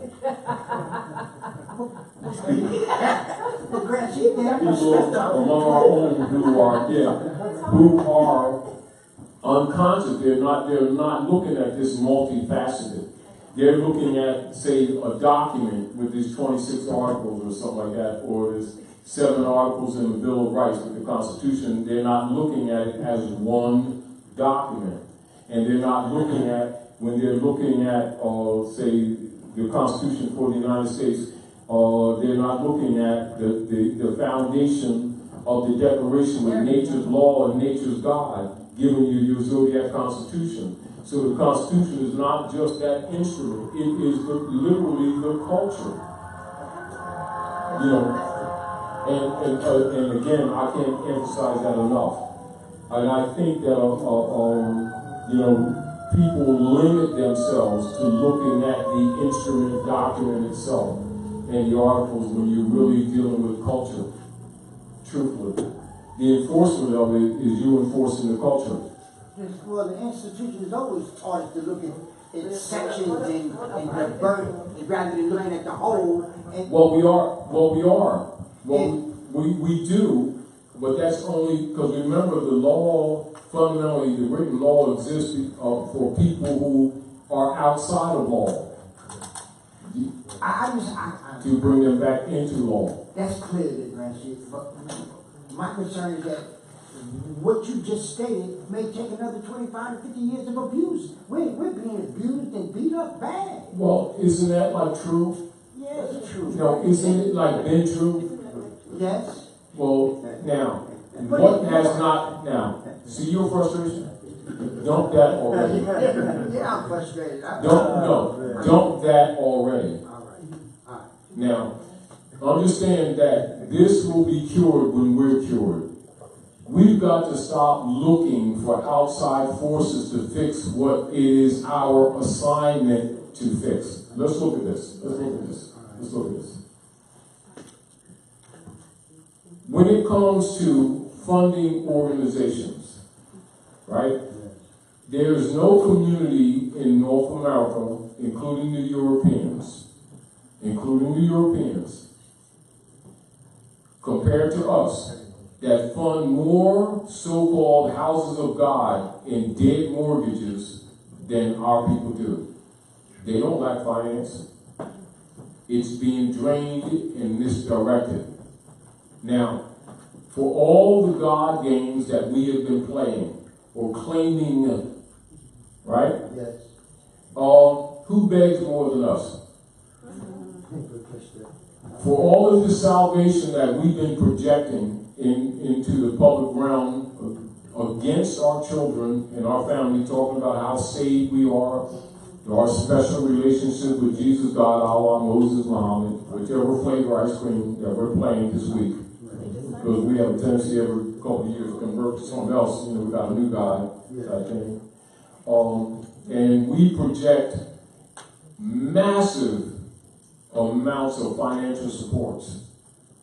Whether you're dealing with Federal Reserve notes that represent our labor under Job, whether it's real estate or property that we keep giving to the church. Not, the church as if it's Jesus somebody, this Reverend Pickford, who's a club member of the Roman Curia, and just because we didn't study enough to see that doesn't change that that's the fact. So our economic and social problems can be traced to morals and ethics too. So a lot of the problems that we have that are economic are because we're misdirected, not because we lack economics. When measured, when there's a logistical analysis of the energy output, the currency output, we're not talking money because you're dealing with currency output. So you're dealing with the electrical manifest machinery of the biological machine. That's currency. So if you can get the people to keep calling it money, which it is not, they're not paying attention that you're dealing with a bookkeeping system of the activities of the nervous system of the biological being, i.e. the workhorse that we become. Now, when you begin to really study yourselves and seeing what's happening to you, you look at this from a different point of view and you start restricting the currency. At that time, the vampire starts having blood loss. And if we start looking at ourselves on the multifaceted level that it actually is, we start looking past this surface argument that they keep giving us and start looking at the metaphysicality of this thing. And stop ejecting emotions. They're battling you, and it's about time, when we say you, not just me and you, it's about time you recognize it, and about time you start recognizing that all of this other energies that we've been putting out all of these decades from generation to generation admit that we have been wasting it and that we have been hypocrites and that we have the energy. It must be redirected. Therefore, we must render unto Caesar what is Caesar's. We must give him back all these idol god systems that we have protected, that have been diverting our energies and our forces. And stop getting emotional about it, because that's a sense of denial.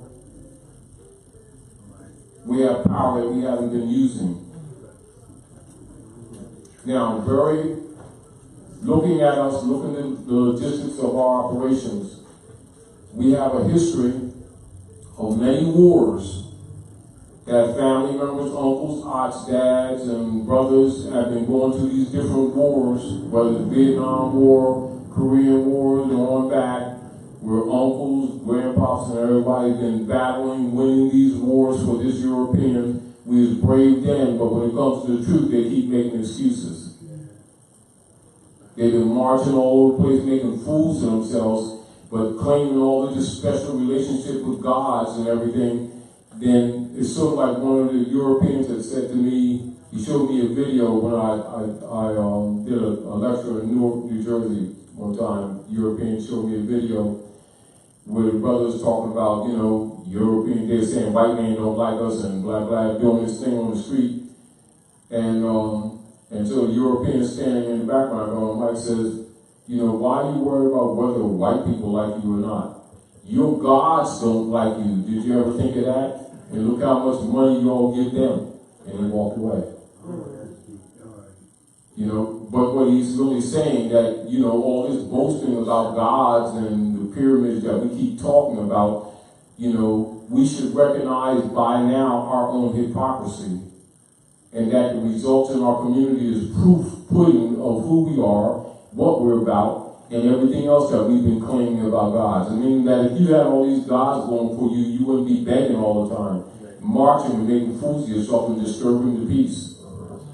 It's like somebody who owns a farm talking about whether they, let's march so they can give us some bread. You got all this bountifulness, we've got more marching and praying organizations than anybody. But that belies and contradicts the constant claims of gods that we keep promoting all over the place. That is totally dogmatic, that we ourselves have not knit is dogma. Meaning that we're wasting energy in the name of idol God worship that we have not acknowledged, and we won't give up. And it's draining our resources, and it's draining our energies, and it's draining our finances, but yet we keep begging and asking for some finances and economic support when the real deal is that we're wasting it. We have it. We have more than enough. It's misdirected. Now, so when they do a logistical analysis of the people at North America that come under the brands of Negro, black, colored, etc., the calculation is that we're the 9th wealthiest nation on the planet.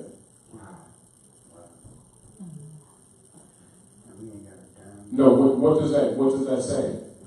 That we don't recognize nationality, therefore there is no harmonic unity, and there's no what you call self-determination or what you call governing of our affairs. And so that makes us, by default, wards of the operative state operators under the Unam Sanctam operations. So like part of our economic and political suppression is a default situation by our inactivity and by our miscalculation and by our misdirection and by our supporting institutions as if they're legitimate. They never have been legitimate, but we give them legitimacy. So we feed it. We feed it when it's totally illegitimate. But then at the same time, we lack the courage to clean it up or to dump it. You know, and when faced with it or challenged with it, we'll start making statements like, well, what are we going to put in its place? It's sort of like, you know, what about this garbage that we're eating? Stop eating garbage. Well, what are we going to put in its place? Why do you got to put something in its place? You know, this whole concept of that we keep on, you know, promoting that in removing what we know is a fraud, that we need to put something in its place. No, we need to remove the fraud. Period.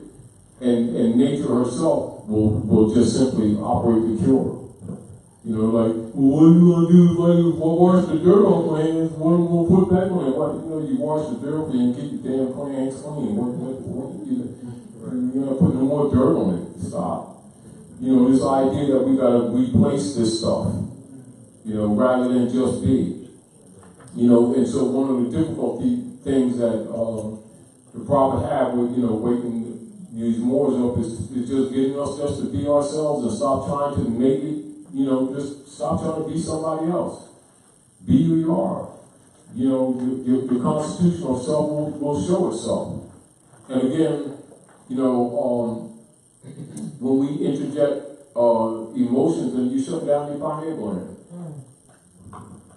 You know, and it's rough, and I know it is. You know, but stop letting that. Don't be frustrated. You know, because we're not innocent. See, there's a sense. There's a sense with us a little bit, sometimes of feeling victimized, and when we need to just start taking more responsibility. And it's a little, you know, because it's kind of harsh, we're looking at, oh man, you know, wow, I gotta make up my bed type thing. My mom said, yo, straighten up the pillow, tuck the blanket, and, you know, it's kind of like that. We're being forced into being more disciplined, and it's uncomfortable. It's Mom. I actually have two questions. The first question is emotions. Yeah. How do you curtail that? How do you change that? How do you fix that? We've relied on. It's not even fixing it or curtailing it, but continuing it. What is the remedy for us to deal with that for which we've been? When a lot of the times when we succumb to our emotions or emotions distract, that's what that really means. It is because we're not actually using our logistical analysis to look at component parts to actually comprehend the knowledge or the gnosis and therefore be more calm because we're actually getting answers. And the emotions are usually interjected because of frustration, because you don't have an answer, or you haven't recognized the answer, and we want fix, we want cure. You know, like we got pain. Oh man, how come? Oh, you know, that's wasted energy. When you should be looking at the logistics of things. And that's what like for instance, you'll see some war techniques, like say for instance, and I use the analysis of boxers, or sometimes when people are doing, you know, karate or some of your martial arts type thing. Sometimes even you can have, you can be dealing with an opponent that actually has a skill level that might have an edge on you. And what you may do is may say something or use some little tactic to get them to start feeding on their emotions. And as soon as they do, you start beating their asses, to put it bluntly. Clear. Because it becomes a handicap. Once you understand that it can be used against you, it doesn't mean that you don't recognize emotions or that you be cold or something like that. Is that you recognize that when you're dealing with problems and analysis, when you start interjecting emotions, weaknesses come to the front. Distractions will come to the front. People can use it against you because they already know that it shuts down your pineal gland and your thinking processes. I mean, because you're catering, not that means that you're catering to your lower self, but you have a tendency to be moving to that side. And so someone who's calm and recognizes they're watching, they're making moves and when they see your emotion, they want to keep you in that because you're not thinking straight. Not that you can't think. And the deal with it is you just gave them the upper hand.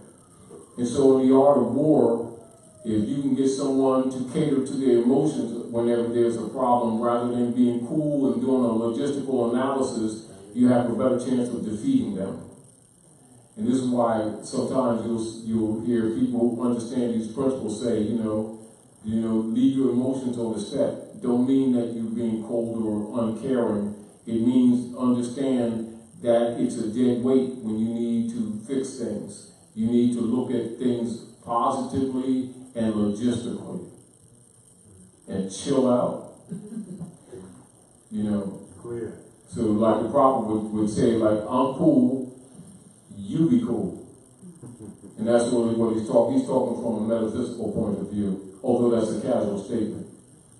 So what I'm hearing is emotions is a direct reflection of the lack of most of the time, not all the time. a process. Well, when you're unclear on the next movement you should make in a particular situation. So if, for instance, you're dealing with something and you don't know how to deal with that because you're incompetent in that particular area, you defer to emotions because you don't know how to get out of that particular situation. Yeah. So it seems like what I'm hearing is that what we're doing, knowledge and learning and elevating in some and this is what we should do. When we see the emotion rise, you don't run from it.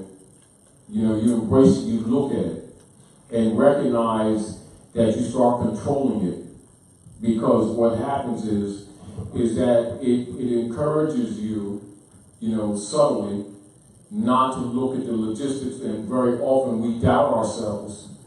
But you do have, you know, and the other deal is that we have been undisciplined for so many generations that lack of discipline has become part of our culture. And the circumstances of Roman Unam Sanctam operations, particularly when they come more openly, you know, because they've been doing things covertly for some time. Now, because of the pressures that are on them, they're being more overt. And so we're very often looking at them starting to do something when that's not true. They've always been doing it. We haven't been paying attention. We've been asleep. Now, when you become awake, you're more aware of these pinpricks that ain't mosquito bites. I thought there was a mosquito all the time. Now I notice that this guy is standing in the corner with the dark clothes on, been sticking me all the time. I was going to add a passion mark. That's something that's cornered by the straw. When I go to sleep, he's been sticking that straw on my neck. And you're starting to deal with the realities of European colonial operations, and it's quite uncomfortable. It's also recognizing, damn, he bit me. Really? Right. You understand what I'm saying? And it's coming to reality. And then we also starting to recognize our own ignorance, and that's also uncomfortable. And then the pressure that nature is putting on us to start really learning is also like, taking castor oil type thing. It is that, and that's what I'm talking about. But again, from a perspective of art of war, recognizing how emotions work. You don't reject them, you start using them. You start looking at it differently. And then when you see it welling up, resist it because you know that it hampers you. Doesn't mean that you don't entertain it. Know that it hampers you. And opponent, if someone's battling you, they're going to try to get you to get emotional because you stop thinking straight. Meaning that your thoughts start getting scattered and it starts confusing you because you're not thinking straight. Just as a reminder. Good. Islam. I feel compelled to say this just based off the topic of the emotions, even though I'm definitely guilty when I'm not conscious of who I am. But I don't know if anybody here is familiar with Eckhart Tolle.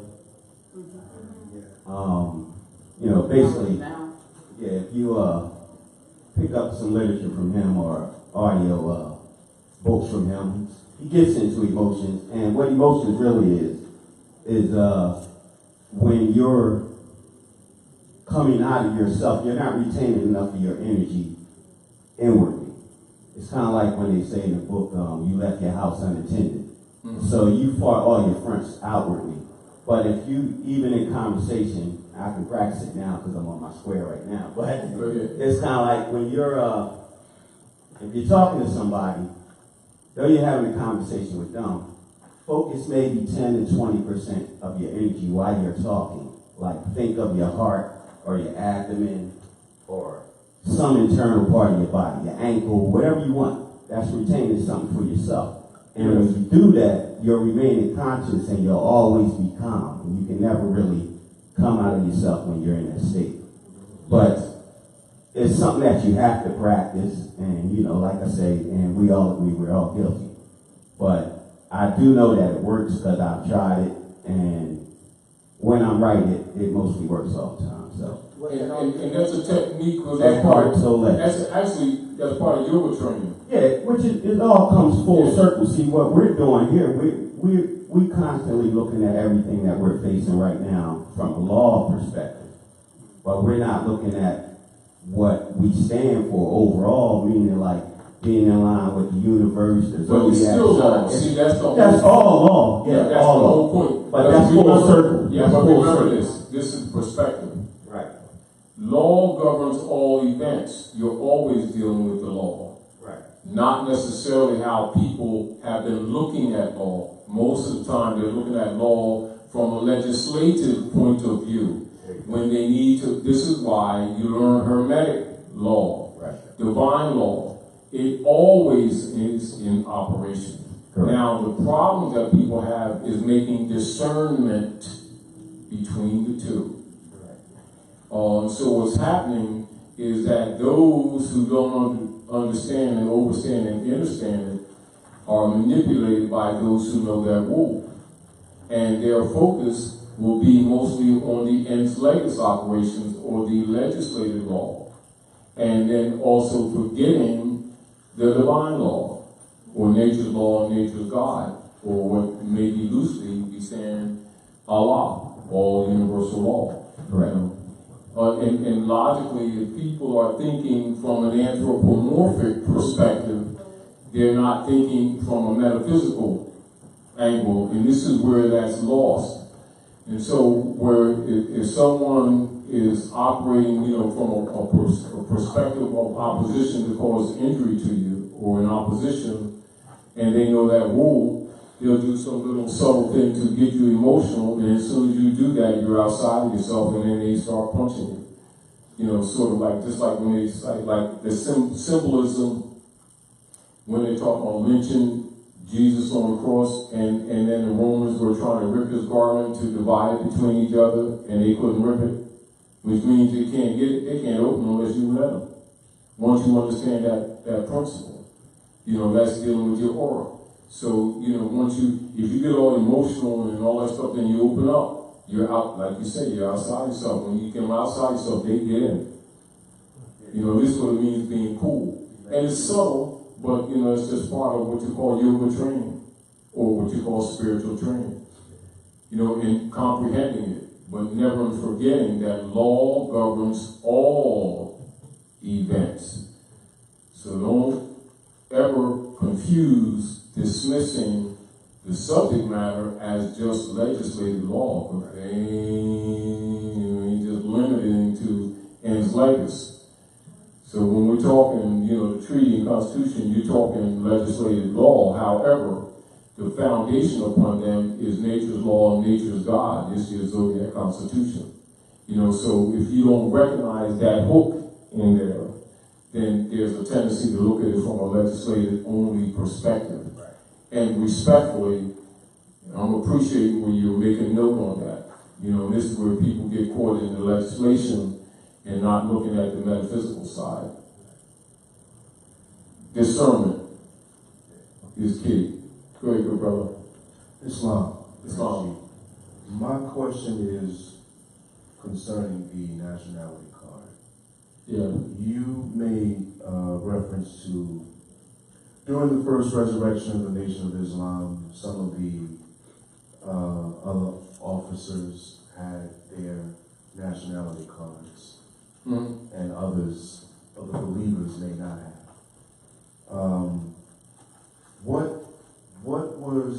How during those times, or in terms of history, how was the nationality card used by those who had the knowledge and those who did not?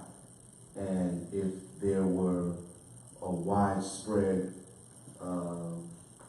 carrying of the nationality card during those times, why was it dissolved? I mean, how did it fade out as a... It never faded out. It has to do with compromission of persons in positions of power. Because remember, when you're dealing with a nationality card, that is an instrument, an evidential or an evidentiary instrument of diversity. All right? In relationship to the pedigree, and logically that connects to the political system and inheritances. So you're dealing with the issue of nationhood absent of the instructions that go with it. So as an example, so you say, like when you have the break off around Hoover's time and Calvin Coolidge, so you're dealing with between 1930 and 34. And the break off with the split up, what you call the Great Sellout, then it became the Temple of Allah. It was first the Temple of Allah, then Temple of Islam, then Muhammad's Temple, then the Nation of Islam. You know, and so you're talking nationhood without national principles being taught. So the word is empty. So it's sort of like the word literally being X'd out. So what you have is vessel without substance. Now, a being who understands the principles can see that. A being who does not understand principle will say nation and never notice that they're not being taught nationality because they don't understand content or the missing content. You know, it's sort of like the paradox of assuming that people have a comprehension when they're using the word nation, and the demonstration that they don't know. You know, it's sort of like nation and nationality comes from nativity. So you're dealing with both homogeneous origin, which would be biological, and the natural order, and then you have an ens legis approach, which would be dealing in the area of citizenship and political allegiances that may be associated with nationals or the nationals of the land distinguished to deal with the general trade, intertrading problems and issues that you have among humans in social order. So you have national and then you have naturalization. And so you have one that would be natural, then you have one that would be legislated. So when you deal with nationalization, you're dealing with the process of connecting to a political order that does not necessarily relate to your genetic biology, nativity. Meaning that you can go to, say, China and become a naturalized citizen of China, but it doesn't make you Chinese. Now, but you go by the rules of whatever constitutional order and the social norms of that, and you will be given tests. Right. Now, and so you're dealing with discernment or understanding that principle. What you discover is that people who have known these things have been saying nation this or nation that and not teaching nationality. When you understand those principles, you understand that there's a compromised agenda. For someone who does not know it, they wouldn't recognize that as a compromised agenda. You see?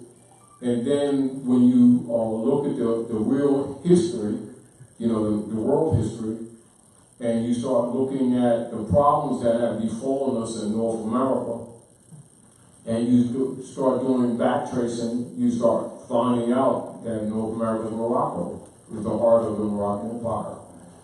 You start doing, war records, as an example, and you start finding out that, this Treaty of Peace and Friendship is the longest running treaty, so there must be some significance to this. So you start looking at that. That's when you start finding, the layering and the changing of names, etc. You start finding the Barbary treaties, the British correspondence between the Americans, the Americans, etc. You start looking at the fall, the Moorish Empire, etc. You start discovering that half the nation states that we commonly recognize today 125 years ago didn't even exist at all.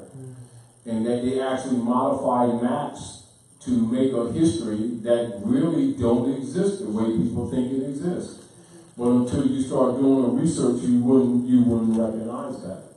Now, then when you start dealing with the social dynamics, and this is why a lot of times we'll mention some of your more contemporary activities, particularly like with Ulysses S. Grant, when he modified the Naturalization Act. That is very important because that's when you start looking at the Knights of Columbus Ku Klux Klan oath, and when the Europeans in North America start calling themselves white people. So this you're dealing in the area of official activity, 1779 area to 1854, but when you see the solid, confirmed or exercise activity where this stuff was really pushed, you're dealing around 1854, 1863, with the Knights of Columbus Ku Klux Klan oath.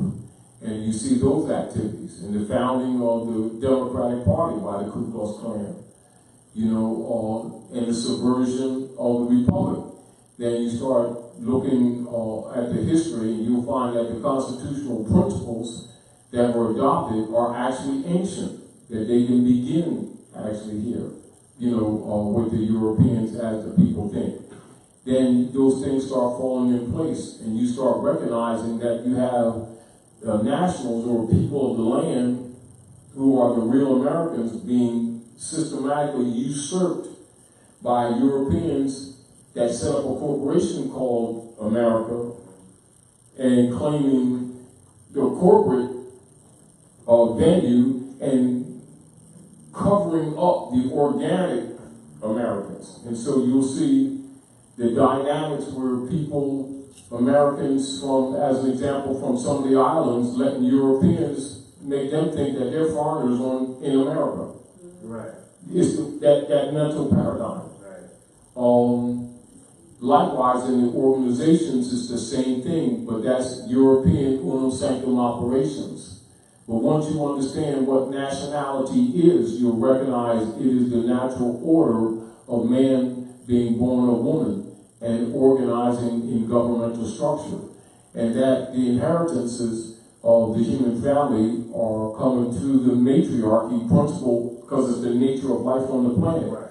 This is why inheritances are called hereditaments and heritage and, inheritances. So the matriarchy nature of life on the earth is a matriarchy by nature. Right. And so the difficulty that we have is bringing people back into that consciousness that that you need to look at the natural order of things, distinguished from the ens legis order of things. When the ens legis comes in conflict with the natural order, the ens legis is dismissed. And this is where you get what is known, that line where you get to what is known commonly called the common law.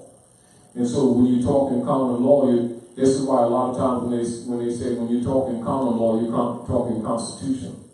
They don't mean just that instrument there. They're talking about the natural constitution of the being, nature's law and nature's God, or the hermetic laws that are the phenomena that run the planet.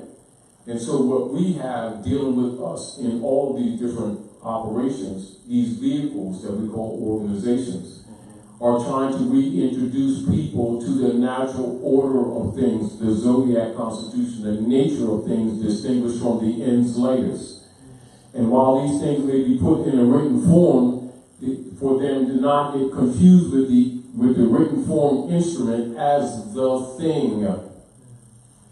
Like, for instance, you might look at, as an example, your zodiac constitution, right? So it says, mathematics, the 26th letter of the alphabet, mathematics, the zodiac, 12 signs of the zodiac, and the numerical system from 0 to 9 comprise the Moorish zodiac constitution of the Moorish nation of North America. People looking at the instrument instead of looking at that, you've just been told what your constitution is. And all constitutions are really based in that, if you get the point. Now, and so it's that fine line of comprehending the abstract from the concrete. People would call it spiritual, but you already know better than that. But that's really what you're trying to define.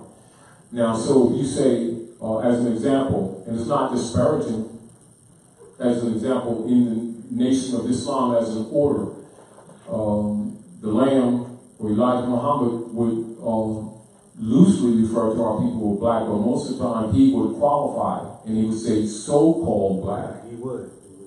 So a lot of people even mistake him.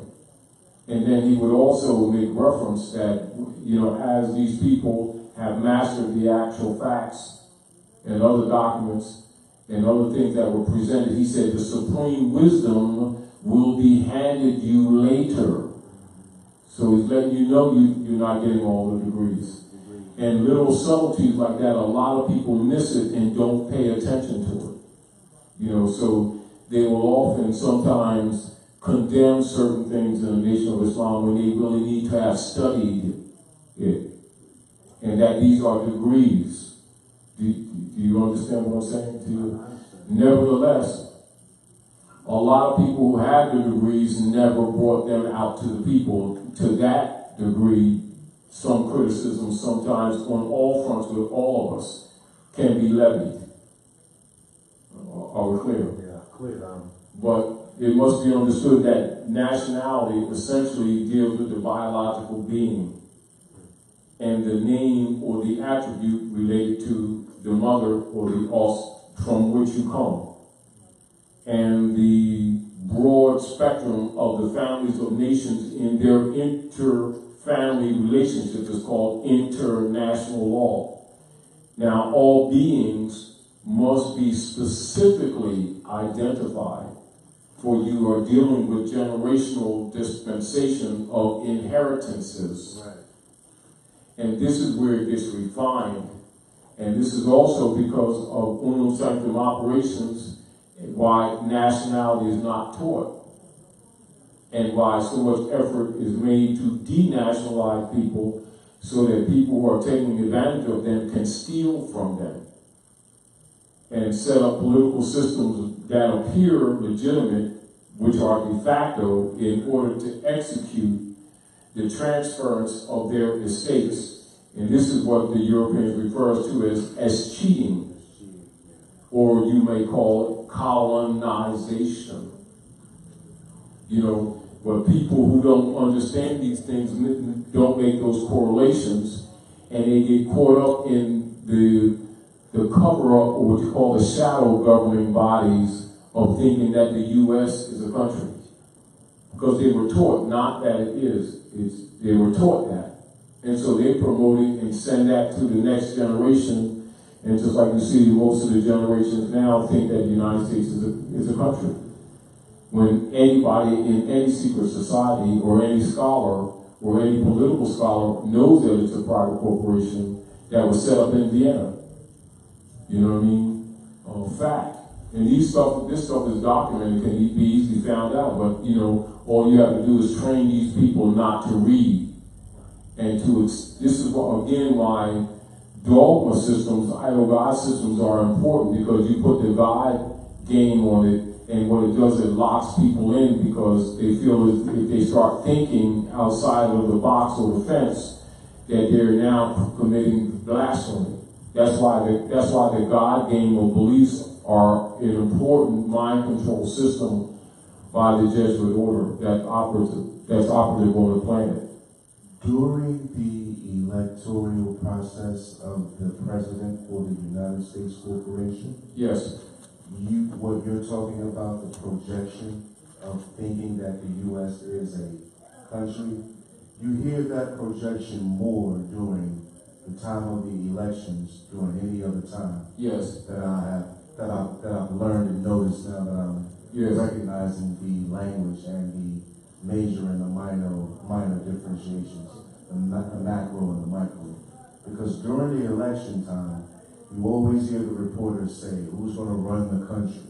Is this person qualified who's going to run the country? Now, what is running the country? The United States of The America. 19 enumerated powers that are assigned to the contractors that represent themselves as the governing body under the treaties, or what you call the occupational powers, but is regulated from Fleet Street in London.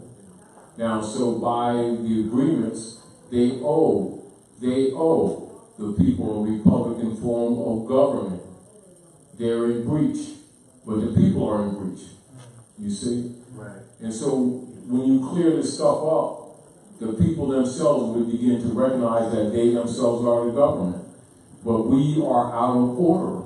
And so we keep looking for outsiders or some outside force of people to fix what it is our duty to fix. Our responsibility.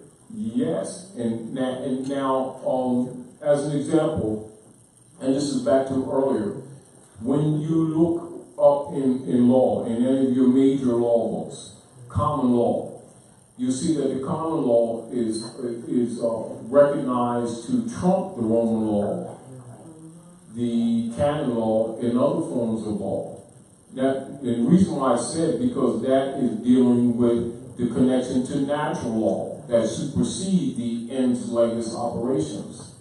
That's why it's called common law. That's why constitutions are fundamentally rooted in what is called common law. When you have a comprehension of that, you don't look at it from the instrumental point of view. You look at to the natural order of things, your moral and ethical code that's built in you naturally.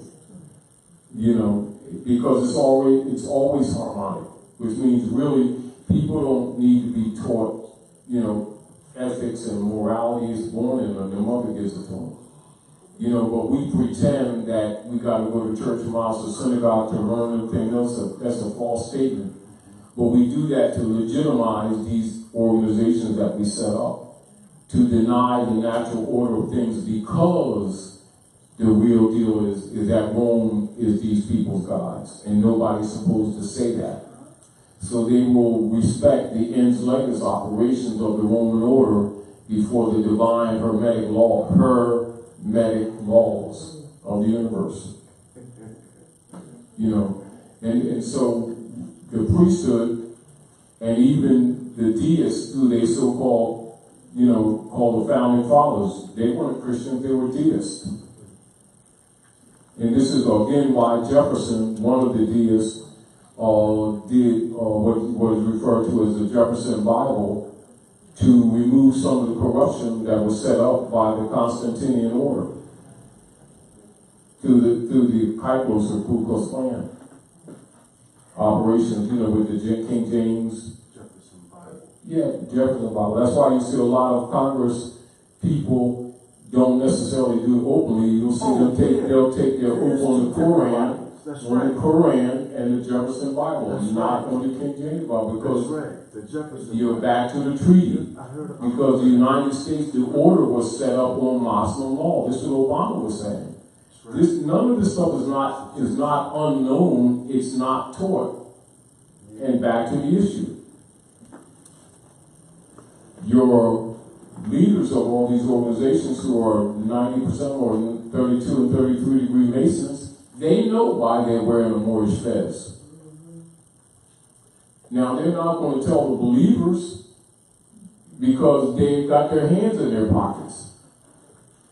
And as a matter of fact, this is one of the codes when they murdered Malik, when they say, get your hand out of pocket. Well, that's what they were talking Masonically. You understand what I'm saying now? So some people are looking at it one way, but those who really know what's going on is that he knew that he found out that all these leader guys that he was admiring had nationality cards and didn't tell the people. You understand what I'm saying to you? And that there was a certain amount of compromission. But it's not just in that order, it's in all the orders. And the Moorish Temple have been infiltrated and compromised too. You understand? But the principles that were rooted in the restoration of the people was founded in the old Canaanite order set up by Ali. And then a lot of people don't want to acknowledge that because a lot of people have been compromised. When you deal with Follow the Divine, Daddy Grace, Bishop Johnson, all these people have this information. Farad, and then you have Farad was a double agent. They had two of them. One of them was a drug dealer set up by the CIA. Because with the SS operations of J. Edgar Hoover, he set up the FBI under the Jesuit order. So a lot of people think that the FBI is a part of the Republic's order. No, that was set up by the pedophile, J. Edgar Hoover. And the mob used to give them little children as gifts for legislation operations. So when you look at a lot of things that took place and that are taking place now, if you don't know those politics, you may have difficulty understanding what we're dealing with today. You know what I mean? So it's important for you to really understand the real politics and not be naive about what's going on. And this is back to what we talked about earlier, brother. You don't put your emotions in it because they've been waging war on you all the time. The fact that we finally waking up to it, well, good cookies.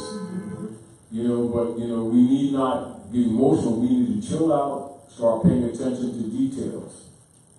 Start putting, things in written form, sharing it with people, giving the youth a chance, not to go into that dark that we came out of, and start recognizing that we spent a lot of generations BSing with belief systems, which has allowed the generations that they be totally disarmed. They have no consciousness of the real dynamics. When you, like we were talking about earlier, so when you tag our people black, they're looking at the semantics of, pride or, some kind of sense of dignity when everything was about theft of your estate, and yet that never comes up. You know what I mean? Yet that's at the heart of it. It's the heart of the branding system. But while those things are brought up in common conversations now, the youth today think that that had to do with a sense of self-esteem and the complexion of your skin, when everything had to do with them setting you up to steal your estate. You know? Yeah, the whole thing was setting you up to steal your estate. And so that when the youth hear about, you know, grandfather and their great uncles fighting if you call them black, they will take it from today's perspective that they lost their cool and they should have been proud, not knowing that you were being set up for estate theft. You understand? Now, the deal is Masons know that, people from secret society know that, historians know that, anthropologists know that, but the masses don't know that. Those little subtleties are important. And these are the areas where we often try to hint to change the state of mind of our people so they can look at things differently. Because until you start looking at things how they really work, they're not going to change because we don't change. We're looking at it from what you call the control narrative.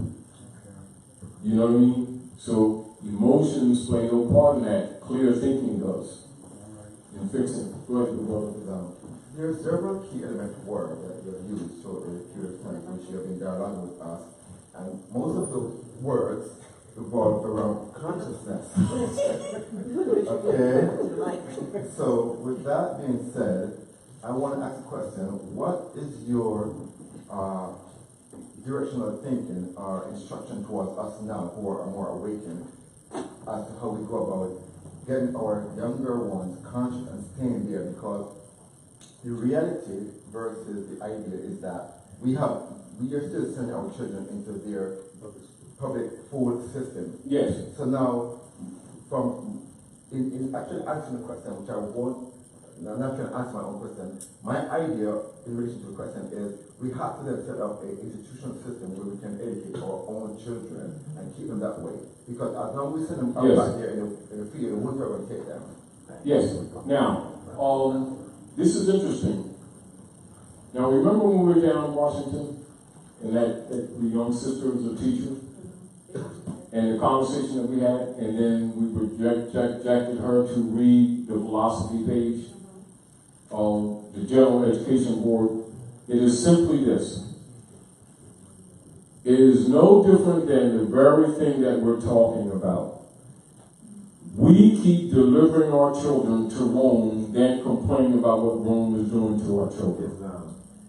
We keep funding churches, mosques, and synagogues in mortgages that generations will never meet and produce no civic organizations, and the civic issues with the economics, the politics, and the nationality, and the resources issues, and the inheritance issues are the things that affect our lives every day, and we do not put any energy in those areas. Now that's the truth. And then when challenged with it, we'll start talking about gods and the reason why we ain't got time for that because we put it in the hands of the Lord, and we keep doing that and keep doing that to our children. And the Europeans, knowing that he's controlling the narrative, just simply continues to take advantage of us. And it's back to no different when we opened up and I said etymology and vocabulary. You know, one of Abdullah's early books, right? And this is so basic, you know, like this is basic what they should learn in 3rd grade, right? But because it's been absent from us, even when our people are given information, they do not know how to discern because they themselves are accepting connotative presentments as meanings, whereas the people who are presenting stuff to you know that that is a political design of your miseducation. You know, so again, you know, just like the people don't even know basic geography. Like you'll deal with most of our people, they think America's a country. They don't know that America's a continent. Just upon a challenge, you will acknowledge it. But upon everyday linguistic translations and communications, they will allow Europeans to present America as a country, then present themselves as Americans and white people, and it does not go challenged. And at that point, they stole your birthright. And the fact that they can't read, they don't recognize that that's what just took place in that linguistic translation. Because they don't know how to read. They think they do. They think it's subtle. Just pronunciation. It isn't. It is. Connotative linguistics was introduced specifically to dumb these people down. It's not hidden. They even say it, they document it. They say instead of shooting bullets, we'll shoot situations. And they've been doing it every day. And because our people have adopted the dogma systems in the name of religion, not religion, in the name of religion, and refuse to give it up. Refuse to give it up. That gives the Europeans the narrative control over the people. Now, us admitting it or not is problematic. However, that's a fact. That is the fact. Now, for the few who are willing, to start taking control of their children, right? Now, if we're not willing to deal with the escheat operations of the Unam Sanctam operations, you're deluding yourselves. So therefore we have to start telling the truth of why did the Europeans denationalize the Moors? Why? What are the political motivations of the branding systems adopted by the European Dutch masters operating at North America? What are the political ramifications? It's to make them non-descendable legally. It's not moral. Legally, such persons are non-descendable. So a non-descendable person who's transacting business in another man's name automatically becomes a ward of that whoever's controlling that jurisdiction. It's an automatic. But if they're not taught jurisprudence or law, it never dawns on them that this is taking place. They're thinking that somebody's calling them names to make, to mess with their self-esteem. And then their leader guys are telling them that they should be proud of these brands. So do you see the dynamics? This is why we always remind people to put things in perspective. And this is back to timeline. Yes, sir. So when you look at very often, like from a scholarly perspective, and a status perspective of citizenship that's measured by many nation states. Not just the corporate operations of England via the United States Corporation at North America. They will use the Dred Scott case of 1857 as the most important slave case, as an example, ever come before the Supreme Courts of the United States. And many nation states use that as an example to measure the capacities and incapacities of the alleged so-called citizens in their exercising of rights or lack thereof. I would suggest that people look seriously at the Dungy case of 1851 to 53, 54, 55, with Lincoln, defending Dungy. Because it puts it in time perspective. So when you look at the Dred Scott case, when you're looking at the Dred Scott case, you look at status, yes. But people will often like those persons who have been benefiting from this paradigm will always interject race argument to divert you from looking at status and plaintiff in error, which is absolutely a surface. In relationship to the Dungy case, the Dungy case puts it in perspective of time because it's an issue that would, like you say, timeline, that would show anyone that the issue was slander and that they were preparing to steal the estate. And so the argument of skin complexion that's played out now wouldn't ride if they really understood this thing. So this is back to the issue here. If you go back to what these things mean, then you can remedy the children because you will teach them what these things really mean. And this is back to the etymology of things, the logistical analysis of things in perspective, in timeline. Do you understand? Now, even with some of the questions that you was asking me about some of the things, now, because I have a background in this, because I'm the Emir of the Great Seal, I can tell you the real history on fact, so that you would not be taken advantage of by somebody who's introducing you to this information but seeking to get their hand in your pocket. Do you understand what I'm saying to you? Clear. And likewise, you know, when you look at the Dungy case, it's clearly an issue of estate confiscation. Why the grand system? You know, I know, the average youth in the last couple generations, when the people are talking about their grandfathers or somebody fighting, if you call them black, no one brings up the issue of estate. They bring up self-esteem and skin color. I remember that in the 70s. Which is not the issue. You see the point? I remember that. That's the fix. The knowledge, not the emotions. Now go ahead, what you saying? No, I was saying, I remember that argument, that fight, when I was a little boy, like 75, 77. I remember hearing that as a child, under 10 years old, don't call me black, and then there was a fight. But you are right, there was never an exposition. There was never an explanation that was about a state. It was always about racism, which is the human species, misclassified word, right?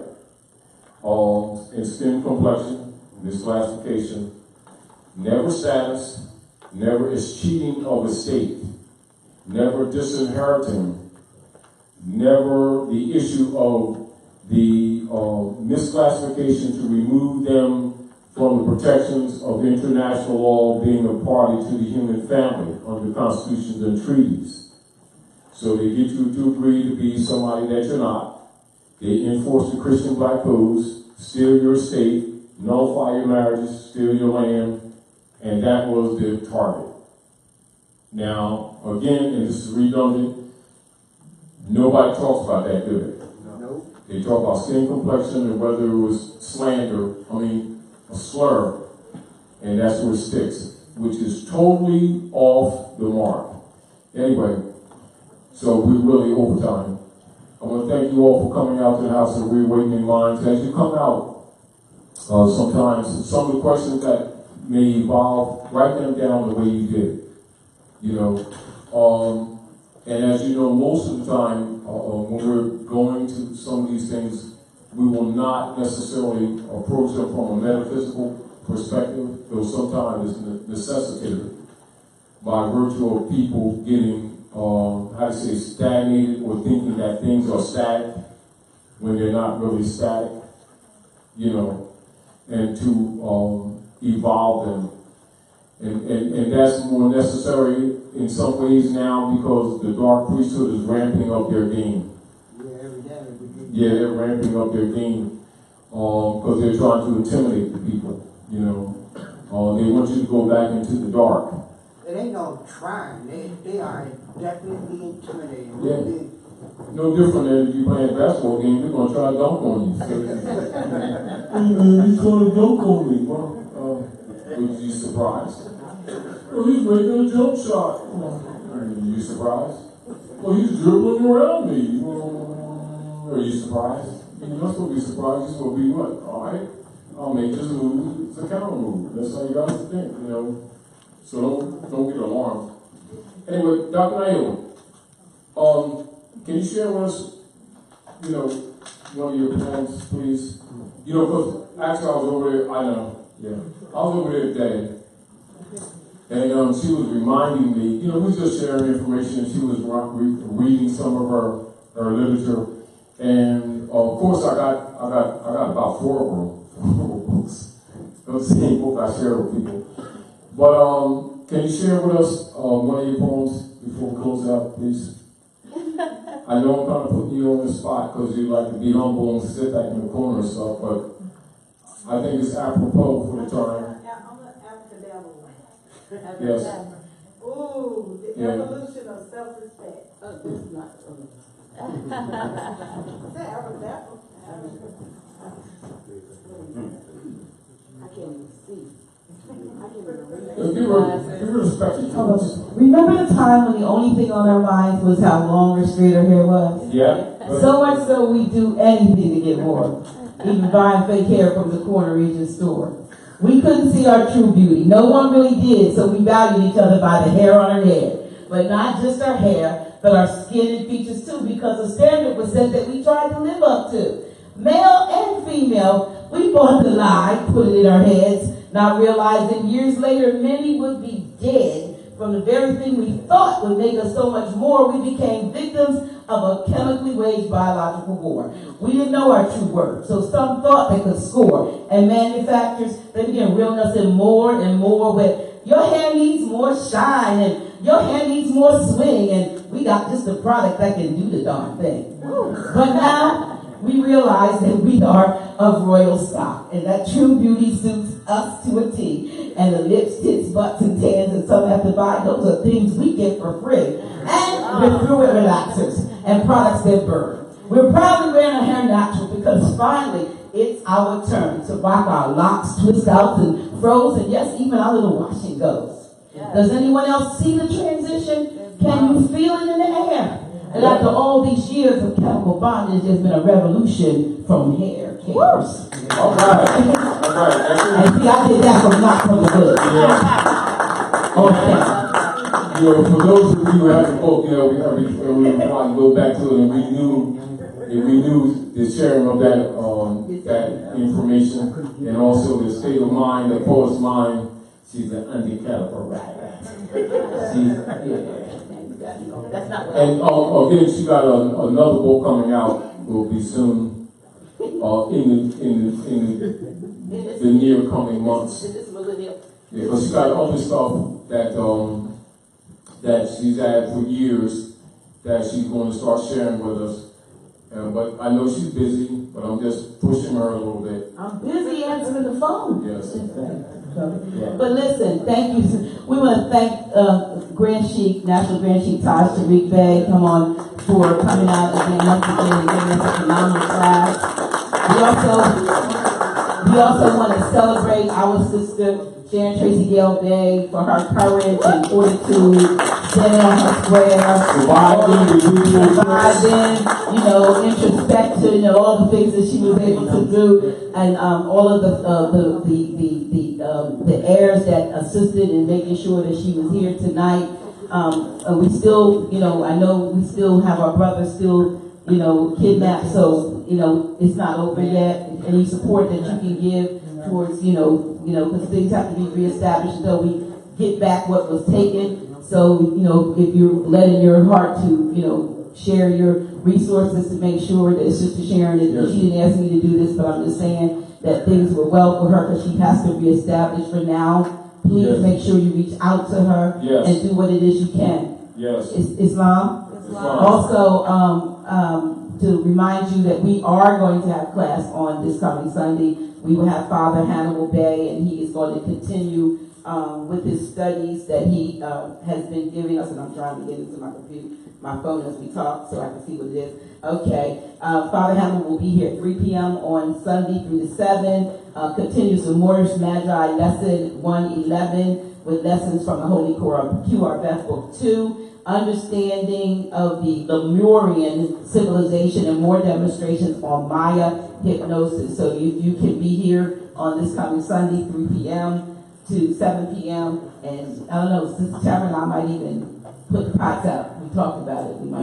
We may fix something. So, but you gotta come because we won't do it again if you don't show up. But anyway, that's this coming Sunday, at 3 p.m. with Father Hannibal. And then following Friday, we are going to have Brother Aaron L.